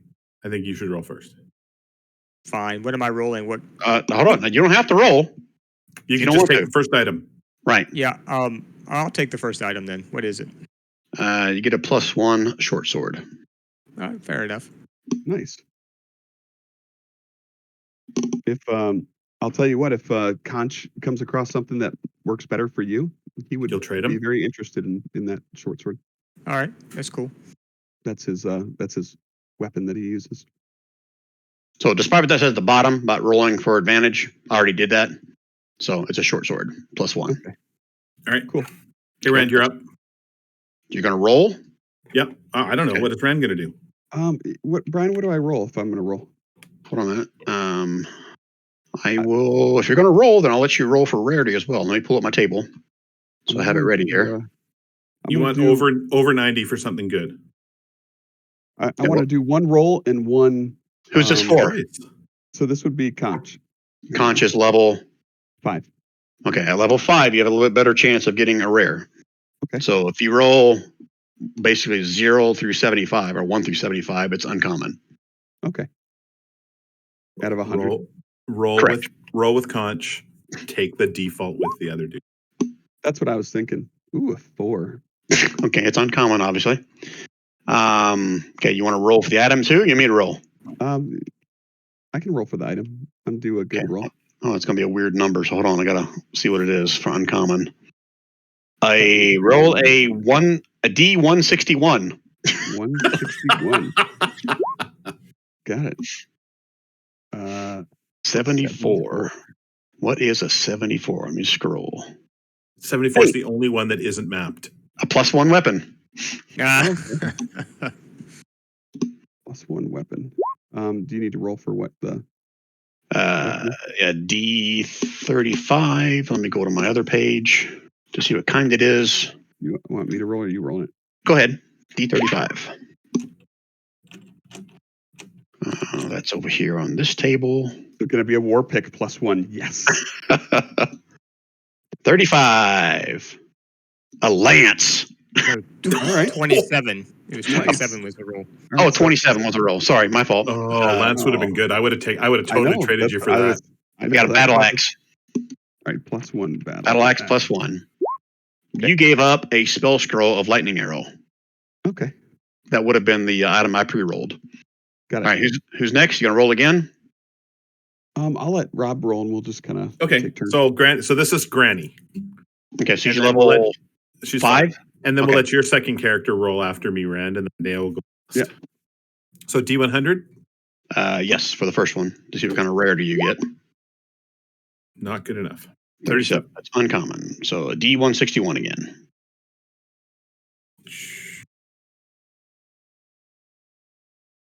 $161? Yes. 33. 33. It's in that same category, isn't it? Or same area. Get a ring of jumping. Oh, that's not bad. That requires attunement. Okay. Okay, so who's up next? Caden would take the item behind door number 4, please. But Caden is level 4, right? Yes. Okay, so 1 through 90 is uncommon for him. No, he's not rolling. No, he wants to take one of your pre-rolled. Oh, item okay, and this will be the fourth one. Yep. You get an emerald pin. Here, I'll show the players. I think it came out of Fizzbands. Oh, pen. Oh, shit. Rob, I don't think you want to know what the third item was. Oh, what did I give up? Wait, he still has another PC though, doesn't he? No, that item's gone. But I gave up number 3. What was it, Brian? Oh. An emerald bow of lightning +1. Oh yeah, that would have been that would have been good for Shorty, but wouldn't have been good for her. She's not a bow. Oh, that's right. Yeah, I had Shorty on the brain. An emerald bow of lightning. Elemental bow of lightning. It's one of the things I've added to my list because there's not very many bows, magical bows and shit in the DMG. It's not a lot of range. That pen thing down. I missed it. Unless are you putting that in loot of some kind? I put show to players. You see it? Yeah, is it in the magic items? If you put emerald pin in brackets in your bio, I'll put it in there for you, Rand. It'll be in the. Give me 2 seconds. It'll be in the bottom. Yeah, it's not letting me look it up. You have to give me more than 2 seconds. It's out of Fizzband, so it won't be in the compendium. Okay. The brand new book. What is this? This is script. Okay. Scorpion Lair. I'm assuming it doesn't require attunement. It'll say it if it did. Yeah, pen. It's called an emerald pen. Illusory. What is illusory script? I've never heard of that spell. I have to look it up. I can't remember off the top of my head. Yeah, me too. Maybe I'll look it up while you're. Okay, it's in there now, Rand. Under Caden? I cut and pasted. No. I put it in the loot bag. Oh, okay. Mule loot? Yep. No loot, just loot bag. Oh, okay. Yep. Oh, nice. It's a good way to send a secret message. Looks like. Emerald pen. Yeah. That's kind of good. I wonder if for a wizard that would make them so they wouldn't have to pay the gold piece to scribe spells into their spellbook. I'll have to read it again. If it doesn't say that, The answer's probably going to be no, unless illusory script or something in about that you can use that for scribing out. You write on parchment paper or some other suitable writing material, imbue it with potential illusion that lasts duration. To you or any creatures you designate, the writing appears normal, written on your hand, blah, blah, blah. To all others, the writer appears as if it in an unknown or magical script that is unintelligible. Alternately, you can cause the writing to appear to be an entirely different message written in a different hand language. So it's basically secret. Is it permanent? It's permanent except for it can be dispelled. So it's there forever, but it can be dispelled. Yeah, so like I say, you could make your whole spell book out of something that no one else can read. But if someone ever cast a spell magic on it, you're screwed. Yeah, that'd be bad. Okay. That last item, you going to roll for it? You want to take what's behind door number 2? What do you think I should do, Brian? I'm not saying. I figured roll for it because you have your level 5 with the Yeah, higher you're chance. right. No, you're totally right. I'll get like a really low number, but it's over 75 is what I'm aiming for here. Correct. Wizard. No. Oh, Son so of a close. bitch. Okay, Okay. 161. 161. Wizard spell book. Oh, 150. yeah, big number doesn't necessarily mean a great thing. Oh, means no, a it new does. It definitely does. Oh, it definitely does. Well, this I don't know if this is going to apply. Yeah, this could apply to Neo and Spackle. A saddle of the Cavalier. Oh, that's awesome. You going to start riding your giant weasel? I got to look that up. He's already done. He's already good for riding. 150. What's it called? A saddle of what? Cavalier. Oh, that sounds interesting. It's not in the compendium. Saddle of the Cavalier. I got it in. It's in the Dungeons Magic Guide. Yeah. 199. Yeah, it's not. You cannot be while riding this saddle. You cannot be dismounted against your will, and attack rolls against the mount have disadvantage. Put it in the loot thing. Oh, Yeah. Can you Yeah, I'll can paste you it in. paste it in the chat, and then I'll paste it into the loot bag. who are you talking to?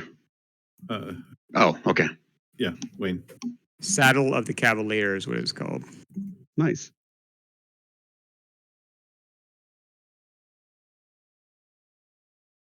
I'm free. Yes. So that could be pretty nice for Spackle if you're riding him. I do, and I have a lance that I use on his back. Even better. If for times that I'm fighting when I want to charge. So now we've got giant weasel cavalry. All right, roll for Panther and for Spackle now. No, Yeah, that's not how this works. the Panther for sure. Hey, I want to cast my familiar if we're gonna get familiars get treasure. Wait, I have a little dormouse I keep in my pocket. His name is Ralph. Does he get treasure? Yeah, he gets whatever you keep in your mouth. That's what he gets. Yours was a +1 battle axe, right? Mine was Yeah. +1 short sword. Oh, I'm sorry. Short sword. I'm sorry. Yeah, Mine yours was is a short sword, and the other one is a battle axe, right? Yep. And who is that one? That's Caden's? Caden has Caden had the emerald pen. Conch rolled the battle axe. Does he want to trade the short sword for the battle axe, or does Oh, he? absolutely. He'd love to if that's okay. Yeah, Occam would do that.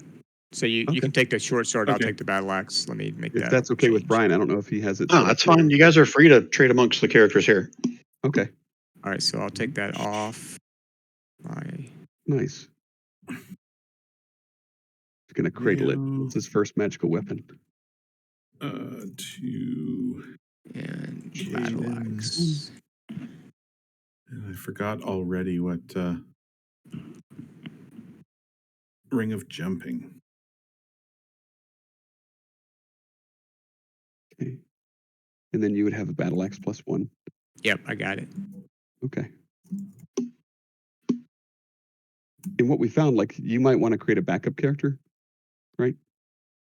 So just I should, I guess.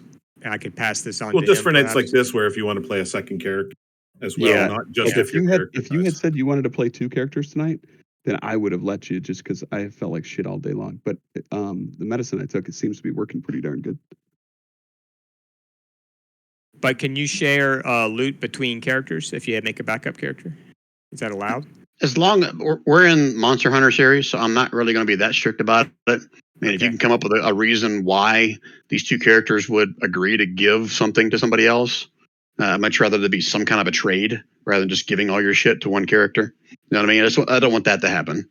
So Okay. one of the things that I did was Neo. Nobody wanted the Staff of the Ad that we got in a previous thing. So Neo took it because she didn't really have a melee weapon, and it was magic. But then Granny Vito came into existence, and so Neo gave her the Staff of the Ad because it makes way more sense that a sorcerer would have that. Neo would have, and their friend. And what I would add to that, man, I'm not forcing you to do that, but later on, Granny would probably have to give. Oh yeah, of something course, back for to sure. Neo. And she's considering giving pleasure. this ring of jumping to be perfectly honest with you. I don't expect you guys to do that, but technically you could have 4 backup characters. Every time they get something, you give it to your high level guy or one that you really care about. As long as we're not doing that, I'm cool. No.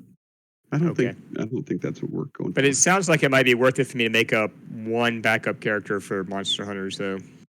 Yeah, I think it totally is, Wayne. I think just it's have them available. Yeah. It's your call. Caden's going to keep that emerald pen, by the way. He's not giving that up or anything. It's just. And like Wayne, you weren't there for it. I don't think you're the one that doesn't know it. So what I told Rand, and I think I told Rob as well, that when you make backup characters, they're always going to be one level behind everybody else. Right. And once you play with them 2, maybe 3 sessions, then I'll allow them to catch up with everybody else. Okay. Okay. So basically, the XP that I keep track in the XP handout thing is who the highest level characters are. And they're all going to level at the same rate. If they're already existing. It's just so for Occam and Caden after tonight, are they still level 4 then, or do they level up to level 5? They're still level 4. It's only their first session playing. It's just their first session. Okay, gotcha. Right. They did pretty good for their first. I hope that it's just not. I hope it's good the next one. Yeah, we're like the Hexblade Warlock twins over here. Yeah. Now, having said that, Neo upgraded from her hand crossbow to her heavy crossbow. And so Neo has a magic +1 crossbow that does +2 damage to orcs. Oh yeah, I forgot she had that. So just consider that if anybody. What was it called? Orc splitter or orc something? Yeah, orc. I think it was orc splitter is what you call it. Okay. Orc breaker. Okay. All right. So you guys going to head back to the shrine, kind of fill Rohak on what you guys have done here, showing proof of the cutoff stingers or whatever, or anything else you want to do in this cavern. Did we pretty much search everywhere that was obviously part of the cavern? I know down here in the southeast we didn't really look that hard, but there's nothing down there. Right. I'm going to assume that over the past 15, 30 minutes, whatever, you guys will search everything, and that's where you guys found pretty much all the loot was in it. Oh, I didn't roll for miscellaneous gold that you find. You find 185 total gold worth. Can that be split up between 5 ways? How much? 185 is what I rolled. If it ends in a 5, it can be split 5 ways. Yeah. Okay. 37 apiece. No, wait. You know how much gold Conch has after scribing those spells? Remember, I had to buy them, but then I actually had to pay to scribe them. Yeah. I paid 400 gold to scribe those 3 spells. That's why that's how it costs. Yeah.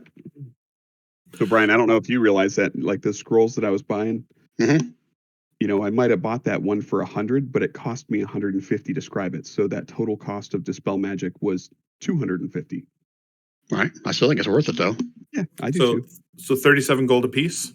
I think that's what it comes to, if 185, yeah. Yeah. Okay. All right. So you're not done yet. I guess from a role-playing / potentially more.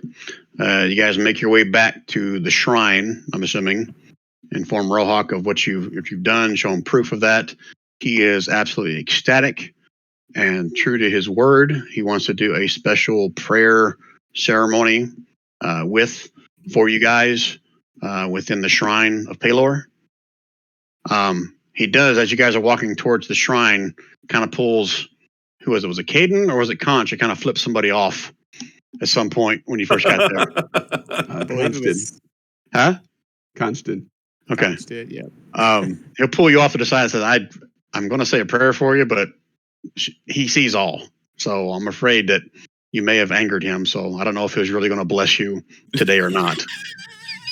We're going to find out. But I appreciate you, is what he tells you. What did he do for that man? That man is the one being a dick. I just said, go fuck yourself after he Perhaps you need to just sit here. I'm not sure your presence in the shrine You're done now. will be well received. Perhaps you just sit here and kind of calm down a little bit. And here, go. I'll let you go swim. Go swim in the pool. Yeah, Think about Paylor what may you're not get mad about that. All right, so he performs this little prayer ritual. Read. So he finishes the prayer ritual. Takes no more than 10 minutes. And no shit, he is going to ask Conch to stay out of the shrine. Inside the shrine room itself, you guys will see there's like a mini faceted crystal ball sitting on a gold pedestal. I mean, the entire room is just lit up. This crystal ball is like glowing a soft white glow all throughout through the windows. It's pretty warm in this room, but it's just immaculate. I mean, you don't see a speck of dust, speck of dirt, sand, anything in here. And after Rohawk finishes his little ritual, he asks each of you to walk up individually to the crystal ball and place a hand upon there to see if Paylor shall bless you. Mm-hmm. So this is a minor boon potentially for each one of you guys. Okay. So everybody except Conch. Who wants to go first? Just place your hand on there and roll me a D100. Nail will go first. Because you guys want to roll, right? You don't want to use my pre-rolled, correct? Oh, wait a minute. There's a difference here? I pre-rolled again, or you can roll randomly. Nail, go with your pre-roll first choice. Okay, first choice is when you bring your hand back, you turn your hand over and you got a little piece of glass. It's not like stuck in your skin or anything like that, but it's a colored piece of glass with a rune on it. And I didn't specify what kind of language it was, but some kind of a magical rune. This minor boon, Rohawk tells you, can be used once as a one-time use. And this particular one, as he looks at the room, says you have advantage on any roll to see through illusions. Once you use it, you smash it on the ground near you, and it lasts for 1 hour. Nice.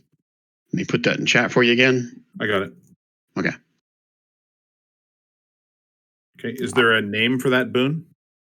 I didn't give it a name. You can call it whatever you want. Nope. Just wondering if there was. Okay. Nail's got that noted. Okay. Rune of true seeing. How about that? We'll call it that. But it only sees illusions. All right. So not really true seeing, but you know what I mean. Yep. Okay. Okay. Who wants to go next? Occam will go. I'd like to roll this time. What the heck? You want to roll? Okay. Let me pull up that table. Caden, you should go next. Oh wait. Yeah, Caden's here. Yeah, Caden's fine. Conch is the one that got exiled. Oh, Conch. Sorry. Because he was rude to the people trying to get healed. All right. So Occam rolled a 53. As soon as you said you flipped him off, okay, that's what's going to happen with him. Okay. Okay. It says, as an action, same thing, little piece of glass, a rune on it, one-time use. As an action, transform up to 1 pint of liquid into holy water. Will that be good for undead? Yeah. Okay. Okay, Rune so that's a of minor holy boon for you. water creation or something like that. Okay, I'm gotcha. fine with that. Yep.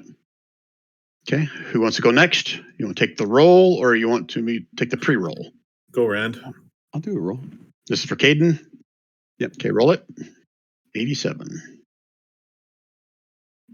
Oh, that would have been a rare item. Another thing, just a piece of glass, rune on it, one-time use. Can cast levitate. Okay. Rune, levitate. Single. The holy water creation, you said a pint of water into holy water, or pint of any liquid. Would you roll 53? Yeah, 53. If you're at the bar with a vampire, you could really fuck him up. That's right. What a gag. Yeah, sure. Drink this, Strahd. There you go. Put it in chat. As an action. Okay.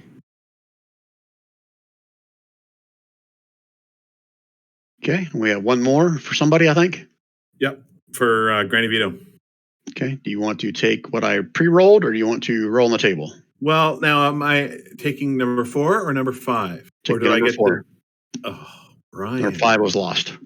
But she's so friendly. She was nice to me. She should get her choice of the. She's an I guess old you don't know either lady. one of them are, so that's Why fine. are you denying the That's old fine. lady? Pick 4 or 5. I don't care. No, I want you to tell me what they both are, and then she'll choose. She'll take whatever the next one is. She doesn't need to roll it. Number 4. Yeah, sure. Okay. Okay. Piece of glass, one-time use. Cast burning hands at 2nd level. Okay. 2nd level, which I think is obviously that's one level higher than I think it's normal casting. You bet. Okay. And Conch, What would Conch have got? you find a strange looking little frog in the pool as you're swimming around.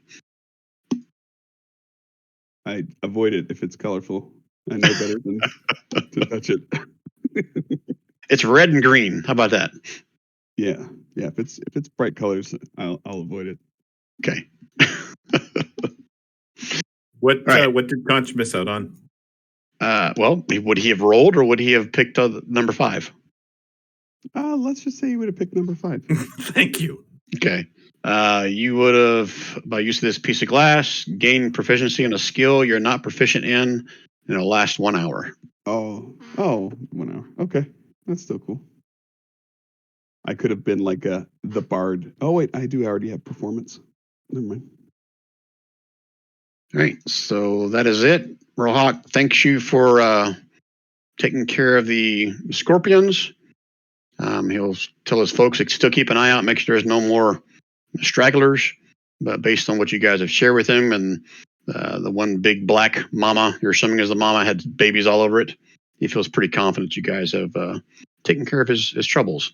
He tells you to tell Urbo that if he would like a temporary permit to excavate near the shrine, he shall allow it.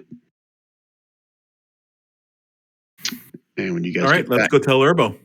Yeah, hell yeah. Let's get paid. We'll bring her along, Mule 3. Mule 3. Yep. You and Mule 3 all head back to Urbo's study. And Urbo is obviously just ecstatic. The fact that you guys were able to eradicate the scorpions. Not so much that as much as the fact that he's now going to be able to excavate near the shrine.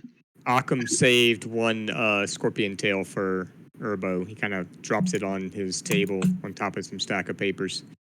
Like, Thought you might like this as a little souvenir. I like the ones who try a little harder. And he'll reach underneath the table and pull out a healing potion and give it to you. Oh, sweet.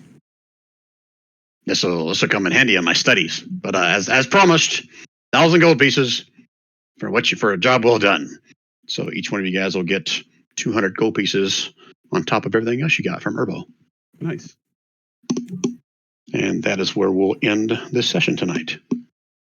So let's go behind the DM's screen here and let's talk about this, because I added scorpions to this. This was a CR 11 encounter with the mother, the 2 giant scorpions, and I can't remember. I think it was two or 4 of the swarm, because they were only half CR. So this quickly turned into where I thought it was going to be way too easy for you guys. So I added 2 more giant scorpions, and you still took them out, I thought, pretty easily. So I feel like our setup on this encounter was what made it easier, though. Like, for example, that keeping them in a close knit area and having people with more than 20 armor class block them from getting past, I think really, really helped. Definitely. Personally. Having the casters be and the ranged weapon users be able to pop out, shoot, and then pop back into safety. Yeah. Was big, I think. Yeah. I also think it was on a knife's edge for a few turns. If some of those poison and paralysis things had kicked in, we would have been in a whole different world of hurt. Yeah, that's true. None of them ever hit. Yeah. Yeah, if they had, we would have been screwed. You got to think one of those giant scorpions could have dropped us to 0 hit points on a failed con save with 1 sting. Yeah, 'cause But they do 40-10. Yeah, their con was pretty. Their save DC was pretty low. So it was 12. Yeah. All right, so here's the con save for Conch, right? So he failed. Here's the con save for Caden. All right, so he failed. You see my point? Mm-hmm. Yeah, yeah. It'd only take a couple We- bad rolls and would have been. I think we very got bad really situation. lucky, but I really enjoyed it. I think we had a really good time, and I can honestly say I think this is my first time ever since being since playing D&D, since coming back to D&D or whatever in the last few years, that I did not have a single sip of alcohol or marijuana of any kind. No drugs whatsoever. Drug-free night. That's good. Oh, good for you, buddy. I know. I'm so proud. Our little Rand is growing I'm up. pretty proud. That's a pretty momentous thing for me. Yeah. So the Sly Flourish encounter calculator, I still don't know. Oh, and I bumped up the mother's hit points as well. Mhm. The mother was a CR4. The 2 CR scorpions were 3 each. And then the swarms were half. The little ones you fought at first, they weren't really part of it. They were just there to kind of make you use some resources and then follow them back to the nest. I never was really going to have them in the battle. They were more so to kind of potentially use resources than just have you follow them back to the lair. Sure. So they weren't much of a. They were only CR 1 or 2, I think. That's a great tactic by the DM to use low-level creatures like that to suck up your spell points or mana points or spell slots, and then bring in the big bad. Yeah. So So having a big bad, for example, if that big bad was a CR8, I think that by itself it would have been a very challenging fight. That's why I think we failed on the golem.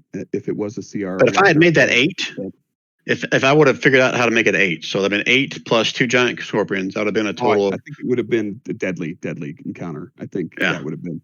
Yeah. I'm just saying it would have mowed through us.